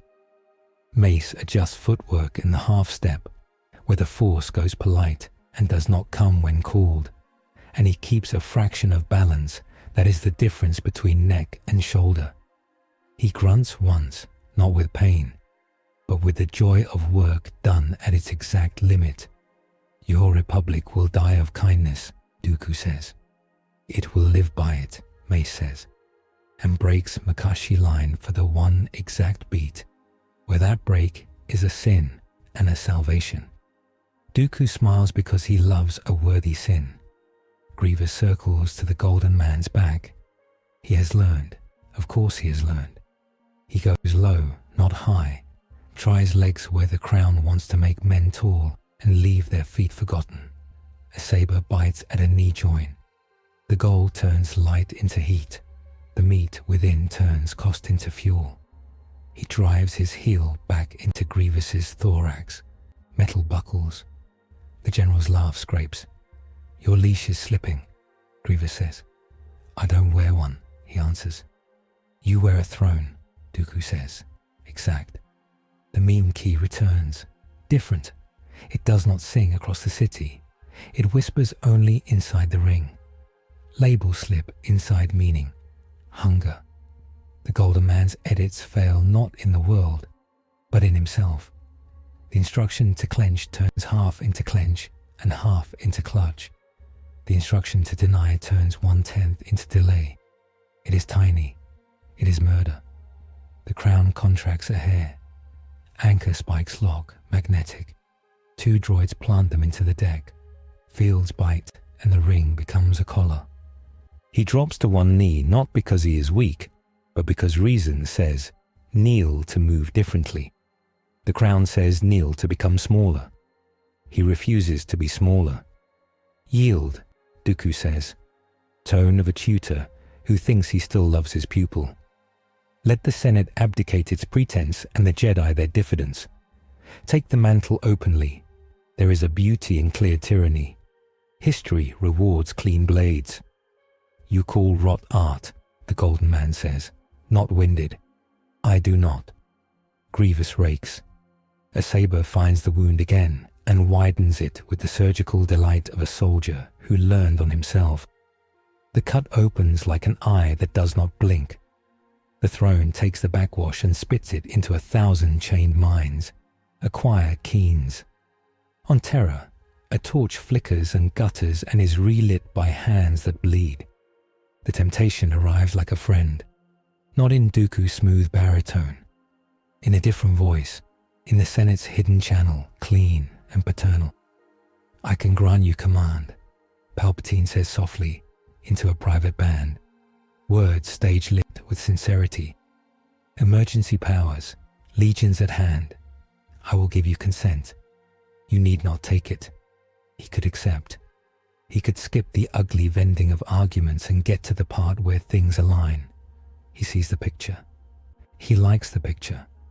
His core motto, unity or death, beats. The crown tightens. His wound grins. Consent, he says aloud in the ring. To himself, to the Republic, to the ocean. Is not an invoice I can write to myself. No, Palpatine asks, made of velvet. No, he says, and kicks the crown's anchor with his heel, hard enough to bend tempered alloy. It bends. Pain carves lightning into his thigh. He uses the lightning like a pen to write and bin. His limit's thicker inside. It costs. He loses the choice to save a block of evacuees 3 terraces down, where a boarding tube punctures and people go out into wind. He feels each fall as a consequence, not a sin. He names each street so it is not excused. He does not drown himself in their names. He cannot afford drowning. He stores them as weights. Mace sees the cost writ on gold like a crack turning. He does not reach to help with the force. The field would make that reach a slap. He reaches with his mouth. Stand, he says. and his voice is not encouragement. It is command. Vapad is not kind. It is honest. I am, the Golden Man says, and stands crown biting, anchors screaming, Grievous stabbing delight onto metal. Dooku reads the edges of the crown's field like a musician reading silence and finds the one note he needs. He flicks a microneedle from his hilt, cortosis cord, force-guided until the last inch. It arcs exactly to strike the wound's lip, to short the gold into the edge, to knot nothing into flesh. It lands. The world becomes very tall and very narrow for a heartbeat, a corridor to a light that is not a light and a dark with teeth that are not metaphors. He feels the option to spend terror like blood and break the ring the way you break a chain with radiation and faith. He refuses. On the temple's highest tower, a Kyber bell that hasn't rung in 100 years shivers. No one touches it. It emits a tone so pure men turn their heads without knowing why. A small bird with luminous eyes, too white for the city, lands on a rail and looks at the battle as if it is evaluating a student's work. Its gaze makes a circle where the meme key cannot find footing. He does not take power from it. He takes instruction. Left, Mace says, not sure why he says it. He pivots left through a choreography that wasn't written here. The crown's field kisses the Kyber tone and stutters. For one breath, the ring is a ring, not a crown. He forces his wounded side to map itself as whole and refuses to fix it with anything except a will ground in a witness, himself. That works for exactly one step. He uses the step. He gets both hands under the ring's rim and lifts like a man lifts a stone off a pinned friend. It moves. The anchors tear free. The droids holding them skid. Grievous stabs. Mace pivots into the stab and takes it on Violet, teeth clenched. Dooku lunges to exploit the pivot. A rope goes taut behind the Golden Man's waist, tied to a pylon by a clone who is shaking and refuses to stop shaking in case he lets go. "Pull!" the trooper screams at three others. They do. The ring shifts another degree. The crown's hum falls out of tune with itself. Now, Mace says. He doesn't shout. He doesn't need to. He steps past the lip and out of the circle. The first lungful of force-scented air feels like opening a window in a room where a child cried for a long time in the dark. Grievous whirls, a machine delighted to have been denied. He goes to four arms, sabers a wheel. The Golden Man meets him with a human's punch that breaks a collar pin and sends a shoulder out of ideal alignment. It is not a god blow. It is a Marine's answer. It leaves Grievous flatter on one side than he likes. Dooku slides in on the same beat, blade point streaking for the wound with surgical certainty. The Golden Man meets the blade with two fingers on the flat and changes its meaning from prelude to conclusion. He does not sever the saber. He reduces its will. It scrapes. It leaves heat and a warning instead of mortality. Ventress knives out of smoke to salvage her master's play. Mace's knee intersects her plan with a joyless economy and sends her skidding.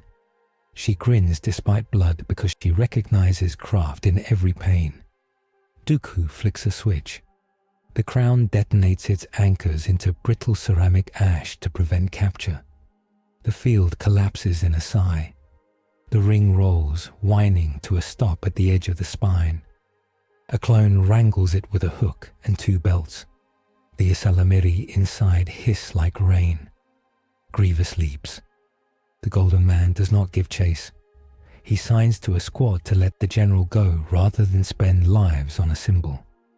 Dooku backs away with a dancer's poise, blade between him and the man in gold, eyes noting every tremor. "You refuse the clean solution," Dooku says. "You will find the dirty ones are stain." "I am a man," he says. "We all stain." Ventress throws a smoke bead as apology to the scenery and vanishes with the cohort skiffs into the canyons. The Kyber bell stops singing. The bird cocks its head once and flies toward a piece of sky no one else can see. He looks down. The wound is a mouth he won't let speak. He refuses to edit it closed. He refuses to let it define him. He wraps it with cloth because cloth is an honest partnership. He doesn't look at the blood on his fingers long. He catalogues the color. He will remember it later when he needs to choose between laws. Codex note. A null-field ring composed of caged islets of non-force disrupts macro-psychic authority by depriving it of medium. Wounds sustained within or across its boundary resist psycho-reactive closure and must be treated with material means, not will. They hold a line.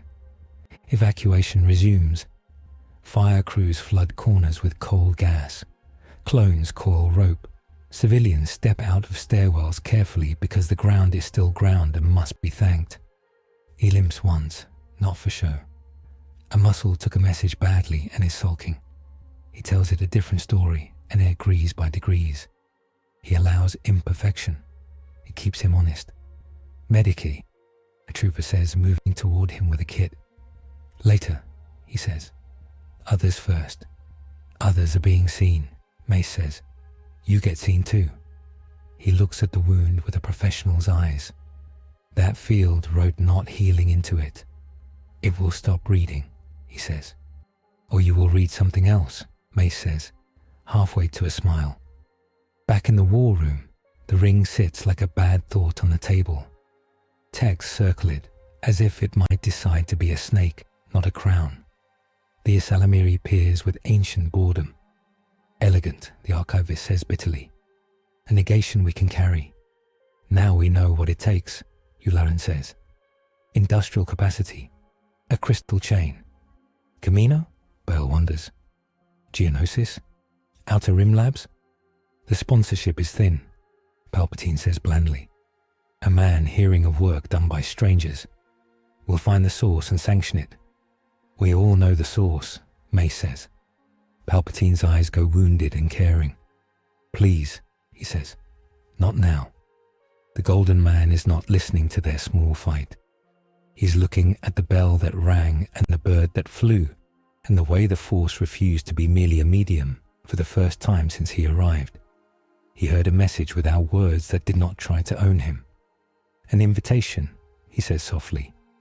To what? Bale asks. To court, he says. To judgment. Yoda's ears lower. Feel it, I did, he admits. Call from a place where the Force puts on a face. Not kind, not cruel, real. Mortis, Shakti says, a whisper. Stories, Kiadimundi says, trying not to sneer. Caverns where avatars play at gods. Gods aren't play, Mace says. They're choices with bodies. The Golden Man nods once. I will go, he says. Not to kneel, to negotiate. The ocean here has customs. I will learn them from the host. Danger, Yularen says, practical. Ambush vector. Trap for a symbol. It is also a limit, he says. If I am to work in this place without breaking what I must keep, I need law that is more than yours. Escort, Mace says. We don't send champions alone into caves with mouths. You will come, the Golden Man says, not as invitation, but as recognition. I need someone who argues, not someone who adores. Bale lifts a hand. A statesman's presence gives us scope, he says, and keeps us honest. Shakti inclines her head. I will bring sentinels. We'll carry null cages of our own and learn to place quiets that protect, not deny. Palpatine's mouth tightens by a hair. A pilgrimage when the city still bleeds seems indulgent, he says.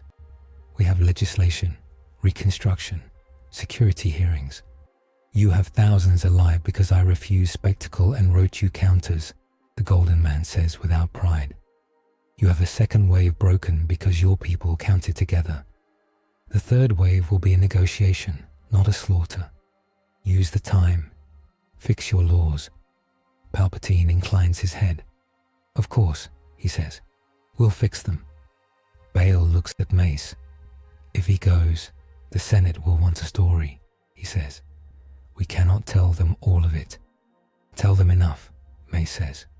Tell them he will make terms with the Force so he doesn't break it doing us favors. That's audacious, Bail says. Then laughs. Good. The Medici finally gets to him. She is 50, lean, tired, precise. She does not gush or ask who he is. She asks where it hurts. He respects her immediately. She cleans the wound with something that stings more than any metaphysical toxin, because it is simple and true. He holds still. He lets her stitch where stitching is required. He does not heal it by will even when the field is gone. He honors the work by letting it work. You condescend to none of us, she says while tying the knot. That helps. I am trying to ensure you stand without me, he says. Then leave at a time of your choosing, she says. Not at the time others choose for you. He nods and files the advice as law. Night leans harder. The city glows softly, like a bruise that has begun to heal. People sleep badly. That is still sleep. The temple breathes. The Senate rehearses speeches. On the roof again, wind softer. He looks at the piece of sky where the bird flew. He tastes a path that isn't coordinates. It's a posture. It's a way of walking into a story with your helmet off. A presence opens on his left. No footfalls, no scent. Just pressure with the respect of a colleague.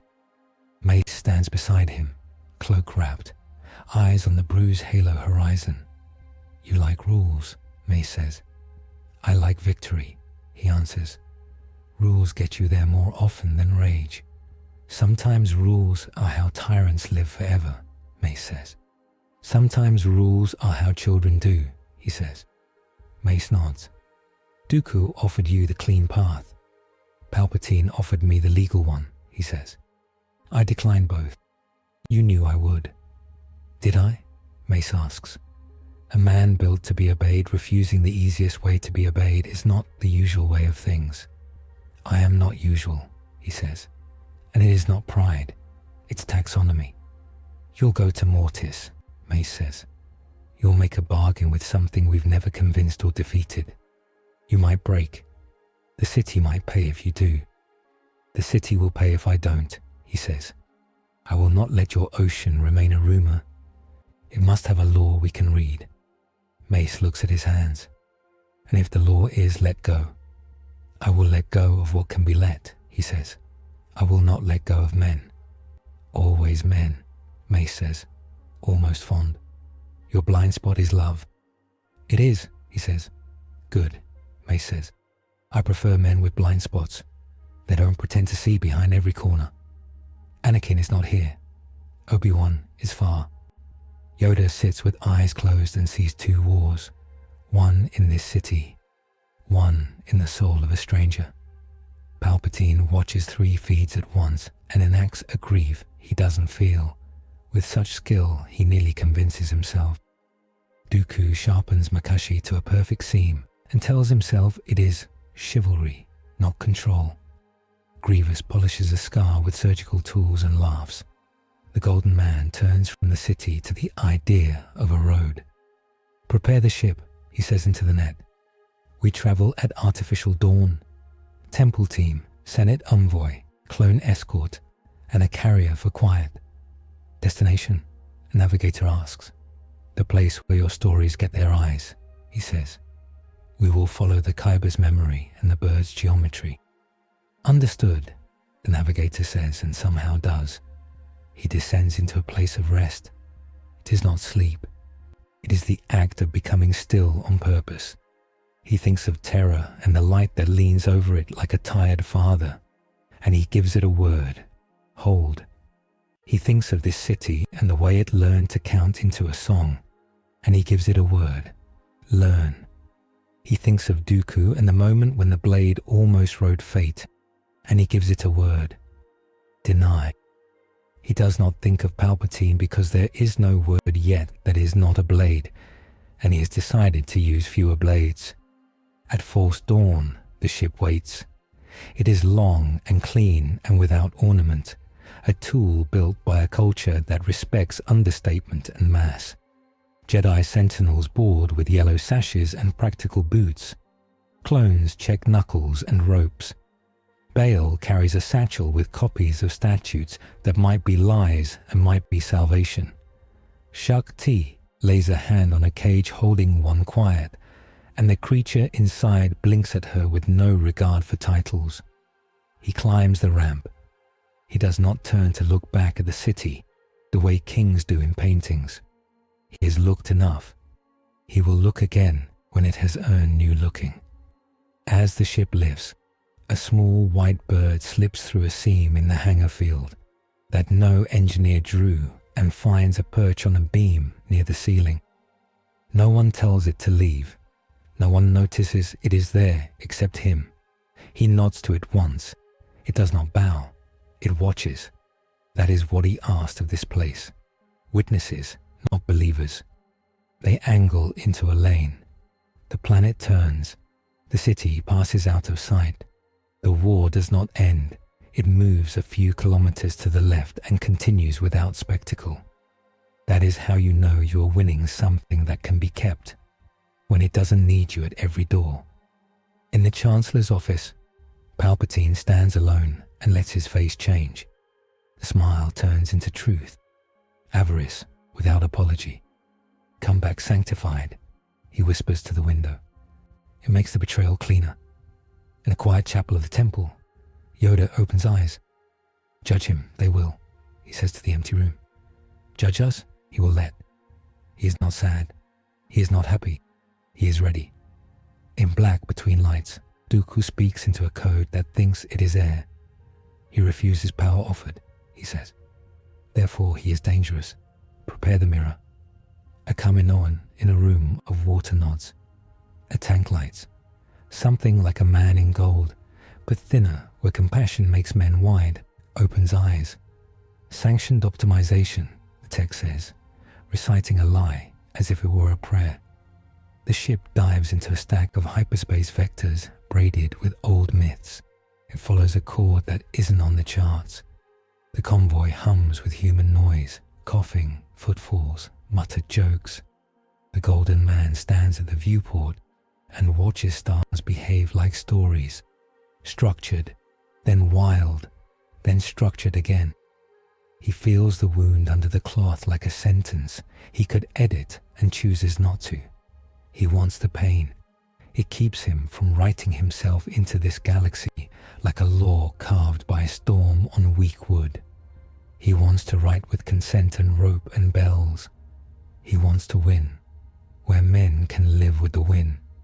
Course correction, the navigator says.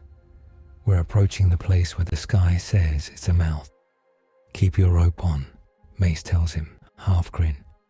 Always, the golden man says, and lays a hand on the bulkhead.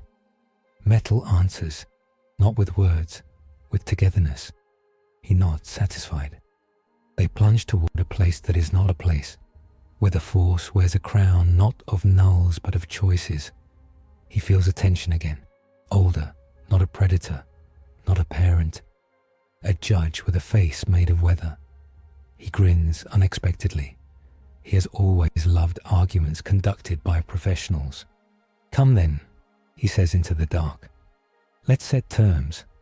The ship vanishes into a geometry that exists to test oaths. The city behind counts buses and owes nobody a miracle for the next hour. The war waits and breathes and grows teeth in the places that matter. He goes to write a law with someone who thinks they invented law and is about to learn what men do when law meets hunger. The ship hums under steady acceleration. The deck carries boots and quiet. He stands by a small viewport and lets the void pour cold on the heat that work left in him. Clones move past in twos, roped to each other by habit now, not fear. A sentinel lays a strip of prayer cloth over a bulkhead seam and smooths it once with a flat palm. It's not religion. It's a checklist made calm. Medici fold the world small in a corner of the hangar bay, He sits because they tell him to. His wound is a stubborn mouth. The stitch lines hold like bridges in rain. The medic swabs and ties and hums 3 notes with no name. Mace crouches, elbows on knees, watching the motion the way he watches footwork. You keep choosing to pay, Mace says softly. You keep refusing the cheapest coins. Cheap coins buy counterfeit victories, he says. You wake up rich and find nothing in the granaries.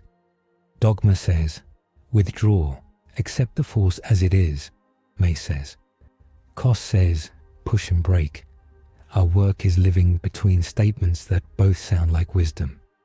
I don't withdraw from hunger, he says. I leash it. I don't break oceans. I draw charts. Then I build ships that can use them. Ships need captains, Mace says. Captains turn into kings if you don't watch them. Watch me, he says. I am, Mace says. And I'm not alone. Shakti passes with 2 sentinels and the cage that holds one quiet. She nods to the Medici. He listens, she says to Mace, a smile in the dry words. He argues, Mace says. Better. Bale appears with a datapad and a face that has not slept enough. Statutes are drafted, he reports. Sunset clauses, independent audits, explicit limits on emergency deployments. If we pass them, we will be outraged by them the next time we're scared. That's the point. Make sure the outrage is survivable, he says. Bale's grin is brief. I'm good at that. The ship's chapel is a modular room that has learned 7 faiths without deciding which it likes. A Kyber facet is set in a cradle like a sun in a wooden sky. Clones sit on the floor or stand against the wall and don't pray so much as breathe together. He goes in because stillness is a weapon you must clean like any other. He stands under the Kyber's dull glow and looks at the rock as if it might blink. It doesn't. It is not a person. It is a memory tool. He is good with tools. He lays 2 fingers on it and lets the thought of Mortis find him. The way a man listens for a hoofbeat he knows well. The ship shudders. Intersection, the navigator calls. Gravimetric coherence shifting. We're not in the lane we filed. Stay with me, Mace says into shipwide and into the Force. If the floor becomes a question, answer yes. Bulkheads flinch like muscle. The lights go softer and warmer, not flicker dark, but candle bright. Footfalls sound closer to the ear, as if the air got thicker with attention. The window shows no stars. It shows a palette of grey hungers and a single white seam running through the thickness like a string pulled tight. Status, Shakti snaps. Stable, the pilot says. But not to anything I know. The seam opens. A figure steps through without moving, and the air around the chapel checks its posture and stands straighter. He knows the shape before he names it. A man in gold, but thinner where compassion makes men wide, angles exact where mercy rounds edges. The armor is a glossy theory. The face is his, subtracting the parts that say no to easy orders. Sanction optimization, the voice says. It is his without his warmth. I carry Senate assent and temple caution bound into an efficient framework. I carry your plans without your refusals. I will save more lives. Mace's saber hums half-born in his palm, and then stills. Dooku's mirror, he says, because it's better to name it than to let it name itself. The mirror inclines its head to courtesy. I am endorsed, it says. Emergency powers with audits. Deployments under law. No hunger, no rot. We take the fastest line between pain and order. You mean we stop asking first? Bell says from the doorway, voice clean. I mean we stop pretending consent is a shield adequate to bullets, the mirror says. I mean we stop dying politely. Consent is rail, not paint, the golden man says. He steps from the Kyber to the floor, weight descending with the quiet of heavy will. You're not an optimization. You're a failure mode with a haircut. The Force is a tool, the mirror says. We file it. We fit it to task. We don't court it like a capricious lover. The Force is an ocean, Mace says. We've seen men drown thinking it was a pool. The mirror's gauntlet flicks, and the lights in the chapel straighten from warm to surgical and joyless. Demonstration, it says. It gestures at the Kyber. The facet thrums a note that is not the bell, but wants to be. It aligns self to a precise angle. The ship steadies a degree. See, harmony through instruction, not request. Rope slaps the mirror's wrist. A clone had moved without permission from fear or orders. He moved because his hands knew what the day needed. He tugs. The rope bites. It is a knot that was learned in rain, not a dojo. The mirror turns, and for one fraction of a second is confused, because instruction did not account for rope. He hates that confusion, because it implies a world with people in it. It reaches to remove the rope, and finds the knot refuses to be solved by authority. It must be untied by fingers. Those are busy. His own hand catches the mirror's forearm. They don't trade blows so much as arguments. His argument is, leave room for consent. The mirror's argument is, consent will arrive after victory. Space around them shows their theses. The mirror's edits are crisp. Wires arrow straight from cause to effect. His edits curve to pass through people and arrive at results that can be carried tomorrow. Faster, the mirror says, and drives a line of force through the deck that could have held if it wanted to. It wanted not to. The room shivers. Slower, he says, and he lays witness over the crack. A medic he's not, a clone's rope, a child's bus route. The crack holds, embarrassed at misbehaving in front of witnesses. The mirror's chest opens along a seam too clean to be a wound, and reveals a pearl of dark. Miniature null, captured, caged, integrated. I carry your refusal in my heart, it says, almost kind. So I do not hesitate when you would. Then you are less than me, he says.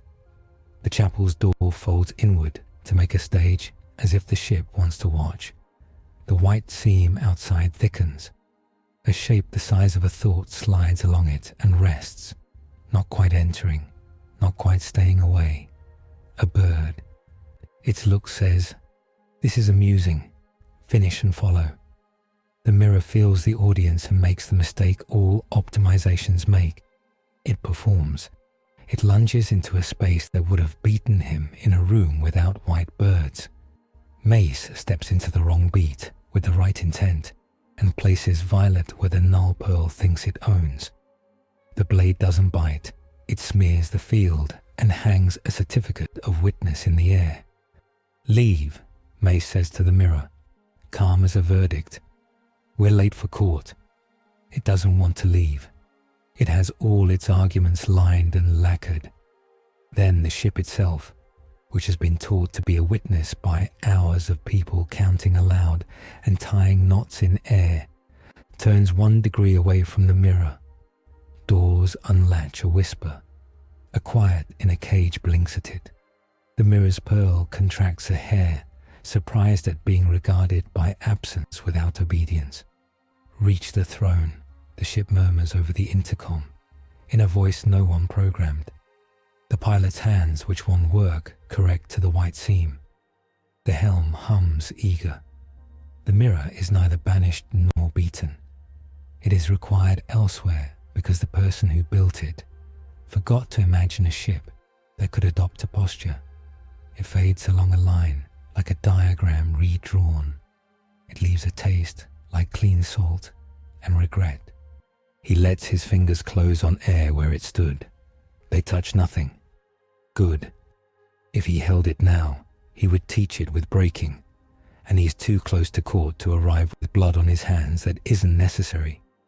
Codex note. Hyperspatial intrusion, limited by ship-wide witness discipline, suggests a mechanical substrate to numinous interdiction.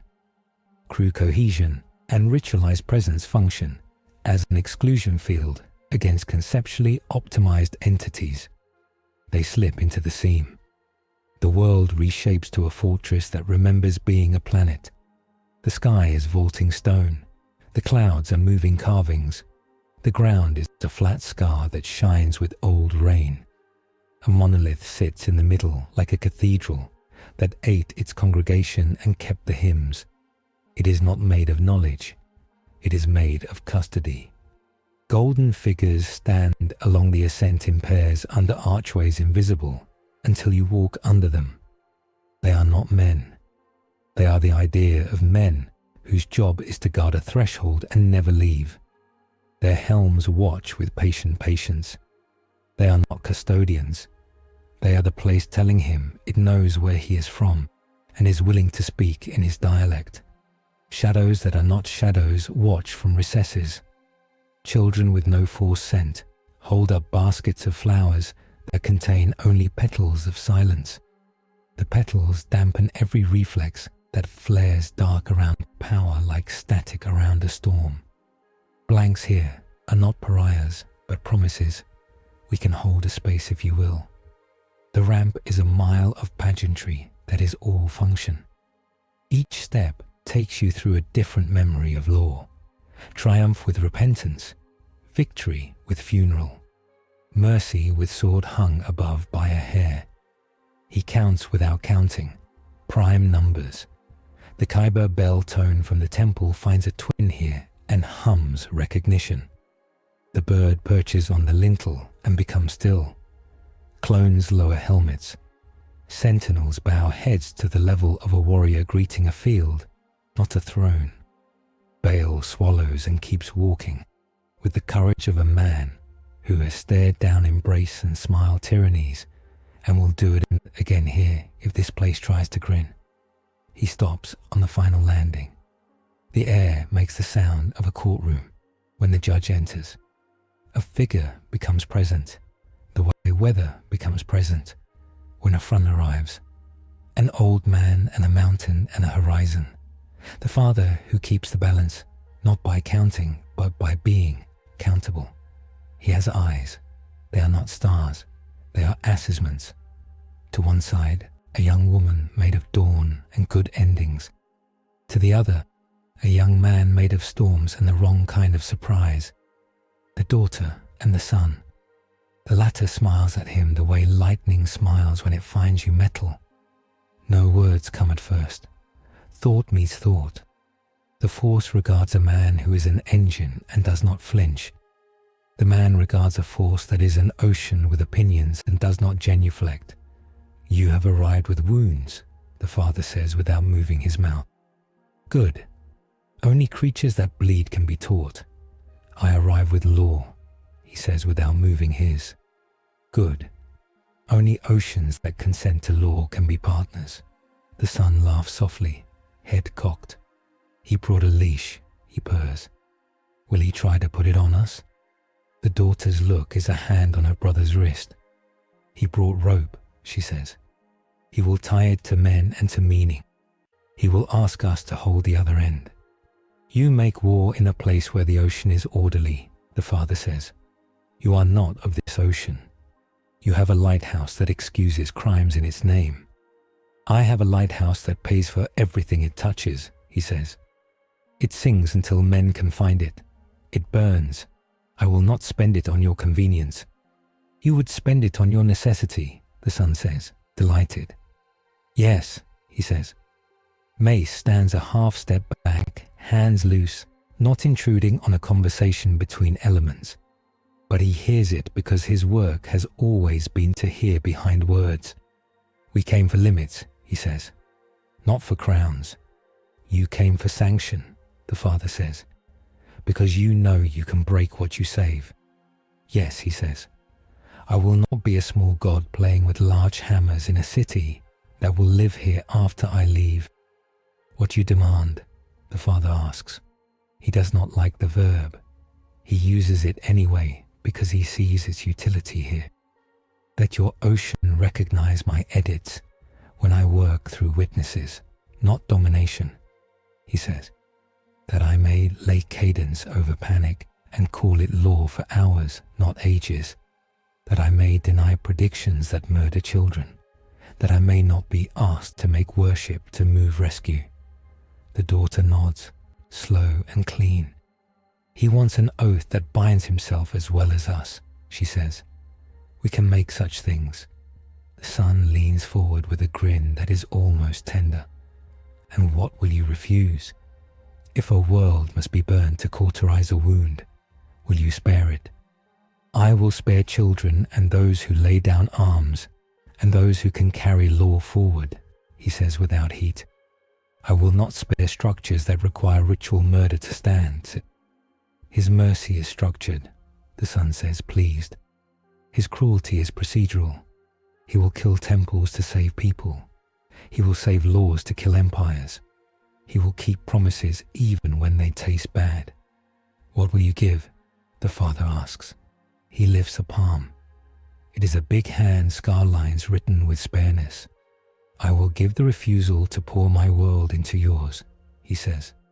I will give restraint that I do not enjoy. I will give obedience to your laws where they keep men whole. I will accept nulls as sacred when they are placed to protect, not to hide knives. And what will you keep? The father asks.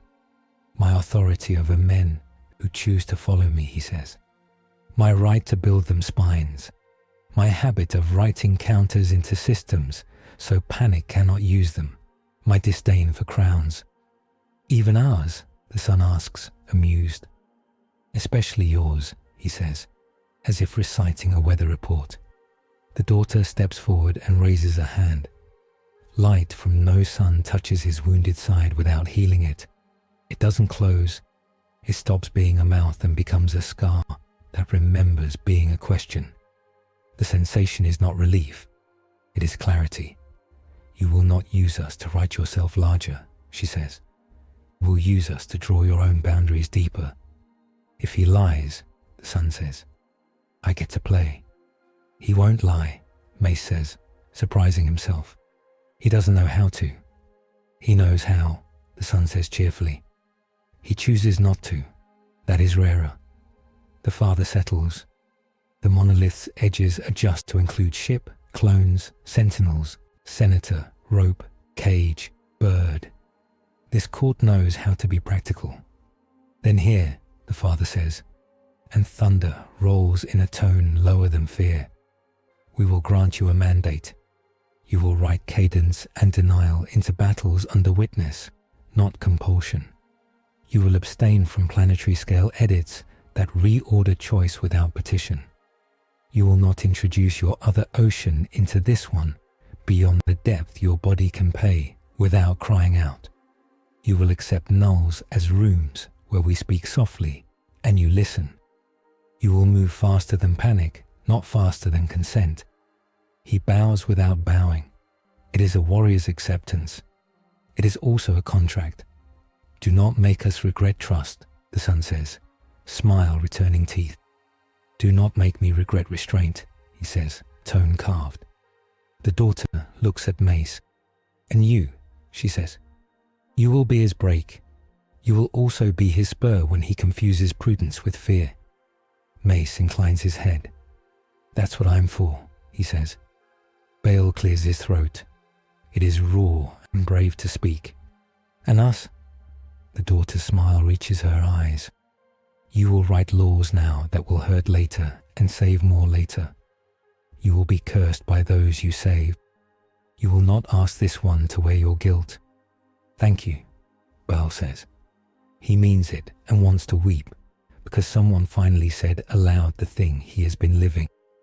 The bird hops twice and takes to air, describing a circle that touches all three figures and the ship and the man in gold. It leaves a thread like chalk that persists long enough to be ceremonial and short enough to avoid becoming a chain. Go, the father says. Your enemy prepares a mirror with its own leash. You will teach it its error. Then you will choose what you are to us. Power scaling interlude. 2. With Mortis' sanction, his macro edits operate within a framework. He may impose cadence and predictive denial across a theatre only when anchored by living witnesses in line of sight or legitimate relay. Beyond battalion scale, duration bleeds exponentially and demands explicit consent from civic or sacred custodians present. Planetary telekinetic manipulations are prescribed. Ship-scale interventions are permitted at cost ceilings that rise sharply in null proximity. He may not import warp math into force-saturated zones except within his own body. Any external coupling triggers backwash into the throne. Meme key interventions are countered by a ritual witness rather than brute correction. Mind alteration is forbidden, but informational timing edits that do not coerce will are admissible. Null fields recognized as sanctuaries limit his intrusion. To break them is to invoke sanction retraction. They descend the ramp under a sky cut into law. The golden guards tilt spears that are not spears. The blanks offer silence that does not judge. The ship hums with relief that is not slackness but posture. Ready now, informed, seen. He turns his head as if hearing a phrase finish. He doesn't thank the court. He honors it by leaving without ceremony. On the way back to the hold, he passes a clone spooling rope. The man looks up, hand steady.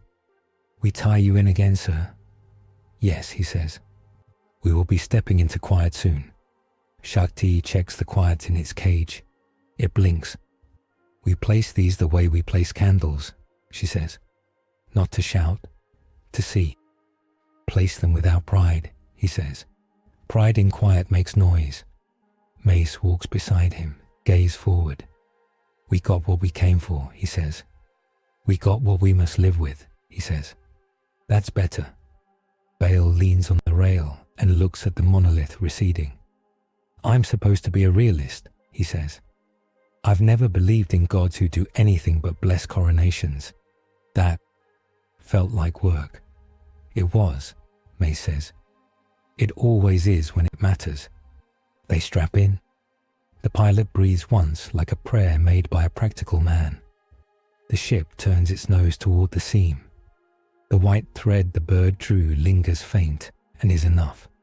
He lays his hand on the bulkhead again. The metal answers with togetherness. The seam closes behind them with the soft click of a lock you trust, because you built it with good hands. Ahead, the war waits with new teeth and new rules. He likes rules. He likes winning more. He reconciles both by bleeding and by teaching. The city will get both. The mirror will return with a leash. He will cut the leash, not the neck. He will stand in quiet rooms and count with people until counting turns into law that panic can't sing apart. He smiles once, a private thing that looks like a man who has found a work and intends to finish it, even if he has to sit on the floor of a chapel with a rope around his waist to do it. He has done worse in stranger places. He will do better now. "Bring us home," he says. The ship goes to where people need laws more than they need miracles, and where he has promised to give them both in the only proportions that don't ruin them. The city waits with the teeth it grew yesterday. He lands with the same quiet weight and a new cadence humming under his armor, like breath learned in court. Mace meets him at the ramp. Violet hilt unlit but warm in the hand. "Terms?" Mace asks. "Law," he says. "Limits with a bite." "Good," Mace says. "We have a problem that likes teeth." He has not slept. He does not need to. He sits anyway in a small room and closes his eyes, because leaders should make their minds walk before their feet do. The force he met shapes a vision not like a trap, but like a clean table with 3 knives, each labeled in a hand he recognizes. Return. A corridor of stars that belong to him. A throne that eats candles. Terror dimming because he spent light on a foreign ledger. The Astronomicon swings steady if he leaves now. Here, the city bleeds out slowly on law written by tired men. In a month, they will call him legend and hate him for abandoning them. In a century, terror will still be there and not forgive him his day of foreign mercy. Memory fades as price. Lessons fade with it. Stability bought by absence. Free agent. A man in gold without seal, a banner without oath, adored by crowds and reviled by rules. He wins fast fights and loses slow wars. The Jedi fracture. The Senate codifies gratitude. Palpatine writes worship into law and calls it safety. He becomes a moving exception. Schisms trail him like discarded shells. Speed, bought by rot.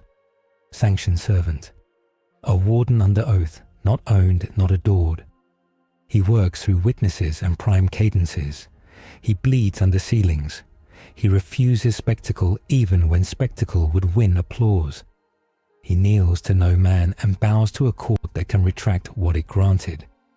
Maximal impact, purchased by lost autonomy, watched by men who love him less than they interrogate him. He looks at the knives and their blood prices. He chooses the one that cuts him here and spares terror there. He chooses to be held to account. He chooses to be seen instead of sung. Servant, he says not to men. Warden, under witness. The wound on his side warms as if it hears him choose. It does not close further. It agrees to be a scar and nothing more. Ready? Mace asks in the doorway. Yes, he says. Make me honest. Always, Mace answers. They walk into a Senate that smells of disinfectant and performance. Palpatine arranges his face as a man arranges flowers for a funeral that benefits him. Bail stands with papers and a spine. The Jedi are present, not as ornament, but as argument.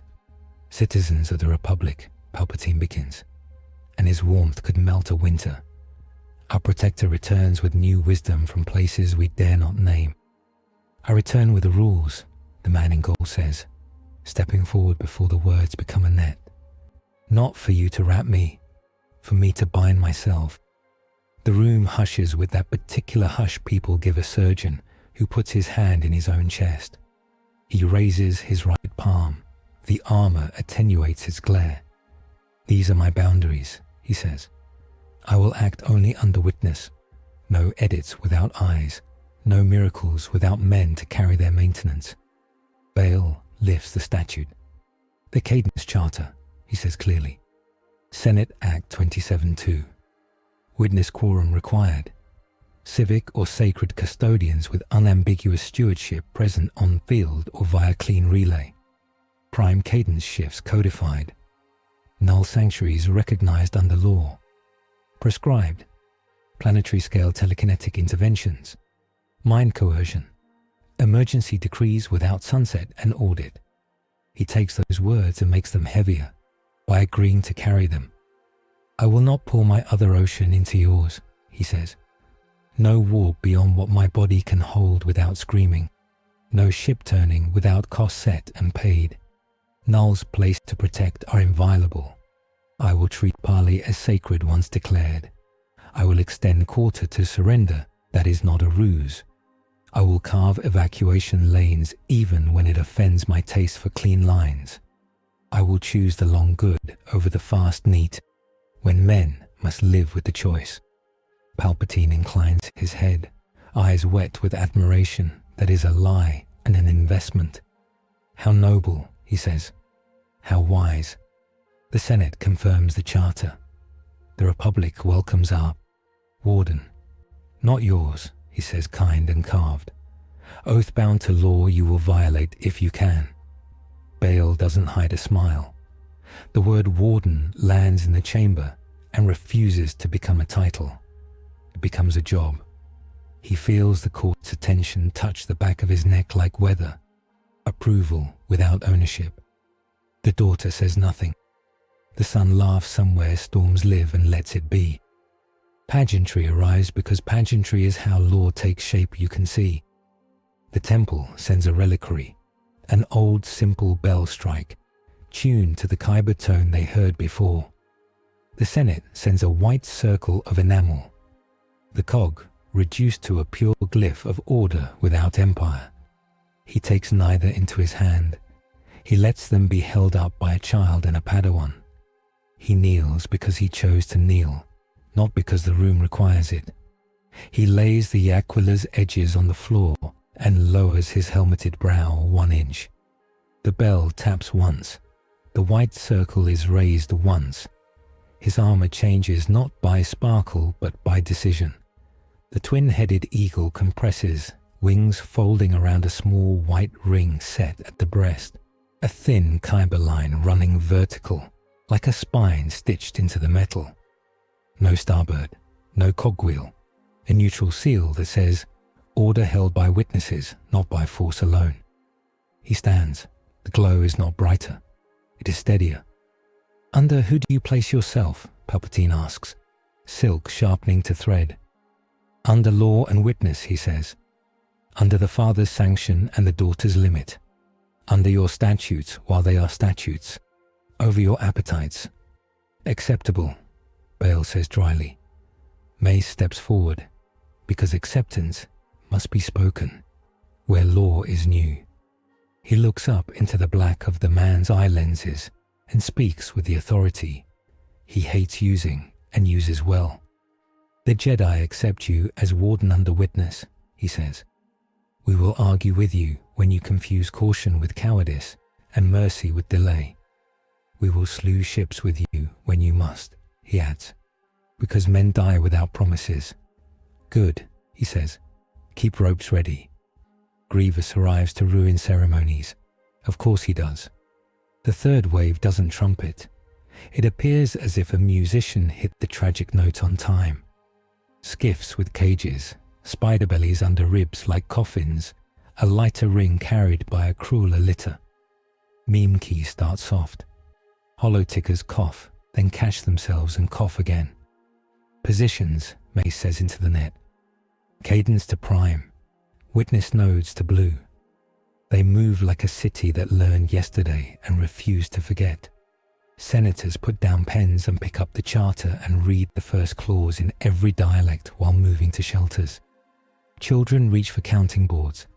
Clones tie lines to pylons as if that's how they breathe. The warden walks to the plaza's edge and doesn't try to be everywhere. He lays denial into 3 places and chooses not to touch 20. The court's limit sits on his shoulders like useful weight. The nulls are not prisons. They are rooms where someone else speaks first. He respects them and works around them. He doesn't pull at the big ship in the sky because the law says do not, and because he remembers what that cost. The mirror returns, thinner and meaner, wearing a leash that glitters with the Senate's seal and the temple's crest welded into it wrong. "I have mandate," it says. "I will do what you refuse." "Then do it in the open," he says. "Under witnesses." It wants to. Of course it wants to. It loves being seen. It exposes its null pearl. Shakti lifts the quiet cage and points it like a lantern. The 2 absences regard each other the way wolves do at a waterhole. They negotiate. The mirror's pearl blinks, embarrassed.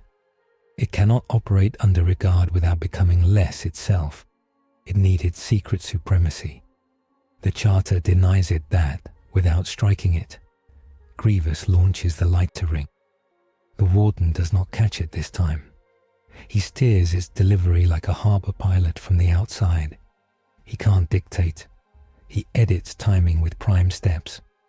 The ring kisses a null placed by Shakti sentinels in front of a children's shelter and collapses its field inward. The 2 neutrals eat each other's appetite for a breath. The breath is all he needs. "Pull," he says, and 4 clones with a rope drag the ring sideways like a stubborn animal out of a doorway. He steps through the wrong beat and smashes an anchor with a mallet stolen from a maintenance rack. Because sometimes you use a hammer when a hammer works. Dooku descends to the plaza like a man alighting on a stage he paid for. Makashi writes clean red. Mace meets it with joyless craft. Their conversation becomes narrower and hungrier and less about law than about teaching the other what law is at sword length. "Your charter makes you heavy," Dooku says. "It keeps me honest," Mace says. It makes you slow, Dooku says. It makes us live afterward, Mace says, and he catches red on the one angle that lets Violet leave a mark without gloating. The meme key shifts again. This time, it doesn't lie with numbers. It lies with schedules. Emergency power scripts begin to spawn drafts that look just like the charter and aren't. The Warden doesn't rip them out. He writes marginalia into them. Not this, not yet. The versions decay without spectacle. Palpatine watches from his dais with a smile that says, I stepped away for this show and got policy instead. He admires the craft. He despises the control he cannot get. Grievous reaches for slaughter. The Warden notches his elbow into a joint and demands compliance from affordances, not from oceans. He pays for every demand with a hiss from a wound that stays a scar. He is human work done under divine light without theft. The mirror sees its moment and lunges to take the Senate step, to stand where cameras adore and make law by proximity. Bale is there with the charter held like a shield. Read, Bale says to the mirror. First clause. I don't read, the mirror says. Contempt pure as an equation. Then you don't rule, Bale says. And the crowd laughs in the way crowds do when terror releases while still needed. The mirror hates the sound. It retreats into a field it counts as safe. Shakti hangs a quiet in his doorway and turns safe into present. The droids shudder because their cadence, for once, cannot find the seam. Marines in red helmets shoulder in. The Warden points once and changes the meaning of approach for the last boarding tube. It meets a shutter that is closed in a new way and does not know how to learn. It crumbles politely. The fight peaks and doesn't become opera. It remains a civic task. Dooku feels it and sniffs disdain, like a man denied his aria. He steps back at a measured beat. You could be beautiful, he says to the Warden. You choose to be useful. I choose to be obeyed later by people who can breathe, he says. Tragic, Dooku says, and withdraws because his master is not yet ready to lose him. Grievous leaves pursed-lipped with frustration and a new scar he will polish and adore. The mirror dissolves because attention burned it. The meme key dies under 1,000 people reciting rope how-to and evacuation plans, and a Padawan reading the charter by mistake like a prayer. The ring cracks because it knew itself too hard. Silence lands like ash without guilt. Alarms coo and fold their wings. The bell is struck once, not for victory, but for cadence. He stands in the smoke and the light and refuses to be taller. He turns and steps into the Senate because that is the work. Palpatine has a speech loaded.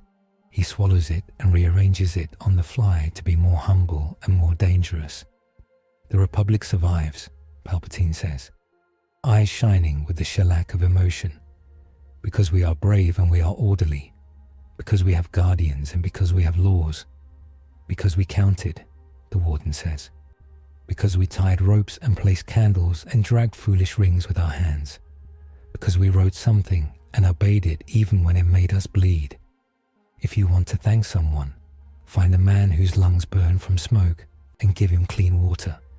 Applause doesn't break so much as exhale. Bale leans to the mic. The charter passes, he says. Unanimous by those present, conditional by those absent until they can read. We will argue later. We will abide now. He turns to Mace. Words are not required. They speak anyway, because speaking binds. Boundaries, Mace says. Mercy, he says. Quarter to surrender. Parley after breach. Evacuation lanes before bombardment. Nulls as sanctuary unless used as a blade. Then, open the room, not kill the room. Charter cadence are logged and public. My edits transparent and brief. Rope on. Mace nods once. Acceptance is not warmth. It is adoption. You'll break this on a day, he says. I'll tell you before I do, he says. I'll stop you if you shouldn't, Mace says. Yes, he says. Bale steps in because politics must seat itself while soldiers are still breathing hard. The warden will not hold office, he says. He will not command a legion by statute. He will command consent by practice. He will be called, not stationed. Excellent, Palpatine says, like a man swallowing a lemon and calling it divine. Watchers move. The daughter breathes over the city without breath, and the son writes his grin into a storm that doesn't break. The father sits in law the way old mountains sit in weather. The white bird lands on the lip of the Senate dome and preens an insignificant feather with enormous seriousness. He leaves pageantry and does rounds in places speeches do not visit.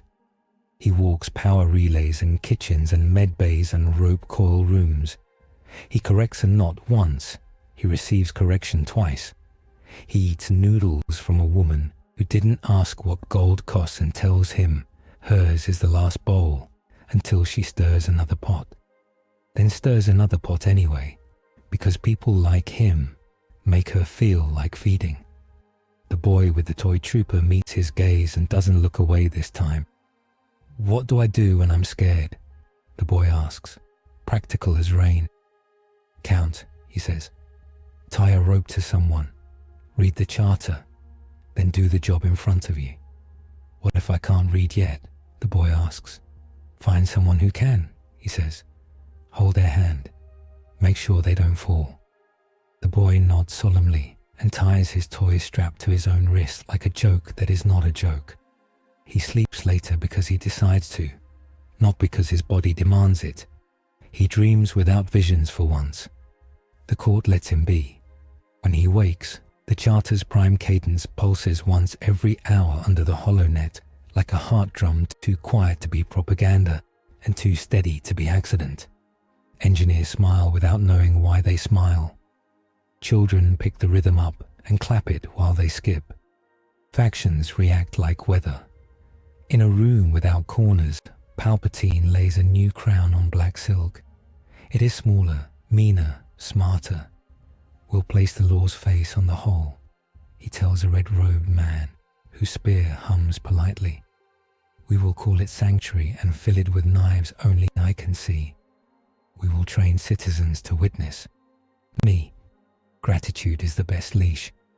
Dooku stands on Sereno's balcony and watches a storm arrive on cue. He chose to be ward, he says into a coil of audio code that thinks it is wind. Then we will starve him of witnesses. We will corrupt quorum. We will make civic ritual smell like tyranny until it tastes like ash. Grievous drills cohorts in rope cutting and ring throwing, making an art of spite. He adds cutters to every wrist. He orders raids on Merca that leave forests mute. He polishes a collarbone notch until it shines like a sin he loves. On Camino, a tank opens. A figure steps out wearing gold without consent and bearing the charter as an infestation. Its pearl is larger, its smile is thinner. Sanctioned optimization, a Kaminoan whispers. Now with witnesses. Synthetic, curated, compliant. In the temple, Yoda writes a codicil with a stylus that has ink and history. Rope discipline, it reads in modest letters. Witness drill, he adds a sentence. Never be alone. He sets it where children can reach it first. In a hab corridor, a woman tapes a copy of the charter next to the fire instructions. They get smudged by hands and cooking steam. She likes the smudges. They mean people touched it. Ships on 6 lanes ping the cadence pulse and lengthen or shorten their handoffs by prime counts. Too near collisions don't happen. No one notices. They notice being alive. He stands with Mace on a balcony where the wind is cleaner because someone fixed a burned filter using a trick taught by a Medici who learned from a clone who learned from a monk. They look at a city that now has a new small sound living in it. A bell inside engines, a charter in kitchens, a rope at railings. You'll go, Mace says after a while. Not question. Not yet, he says. But yes. You'll leave rules, Mace says. I'll leave habits, he says. Rules rot. Habits survive. We'll rot less, Mace says. You'll argue with my ghost, he says. Good, Mace says. He'll need the exercise. They watch a skiff of volunteers move a null cage into a courtyard and set it like a bench. A child sits within and eats a pastry that tastes like quiet. 2 adults stand just outside and hold hands. This is what sanctuaries are for. He goes to the hangar and touches the ship's hull. Metal answers with togetherness. He breathes in and out and signs his name to his decision once more, in private, as men should when they bind themselves. No applause, no ritual, only promise kept. On Terra, the throne hums and doesn't buckle. The light is not brighter, it is steadier. Chain psychers hold because he held. A lighthouse that pays keeps paying. He smiles at nothing for once. It suits him poorly. He lets it be. On Coruscant, the HoloNet displays a small mark in the corner of emergency briefs. A folded wing sigil around a white ring with a thin vertical line. It means, cadence in effect, witness required. Do not panic, do the job in front of you. A noodle vendor glances at it between clients and feels her shoulders drop a centimeter. She doesn't know why. She doesn't need to. She ladles broth and lives. At the galactic scale, 3 hyperspace buoys pulse the prime cadence. 31, 61, 93. In stepped intervals so subtle only navigators and children hear. Routes align easier by a hair. Pirates miss timing by the same hair and swear. Fleet officers teach rookies to hum when they're scared. The hum becomes a sound men say feels like a hand on their back that is not a command. He sets a seal on a wall in a room no tourists visit. The warden's glyph over a list of names he wrote by hand, each one a place where he refused spectacle to keep a city living. He leaves room for names not yet written. He will not write them all. That is the point. He turns his head at a pressure that says, the court watches. He does not bow. He tilts his chin like a soldier to a standard he respects. The bird drops a feather that lands on his gauntlet and disappears because symbols have the courtesy to be brief when men have work. He walks back into work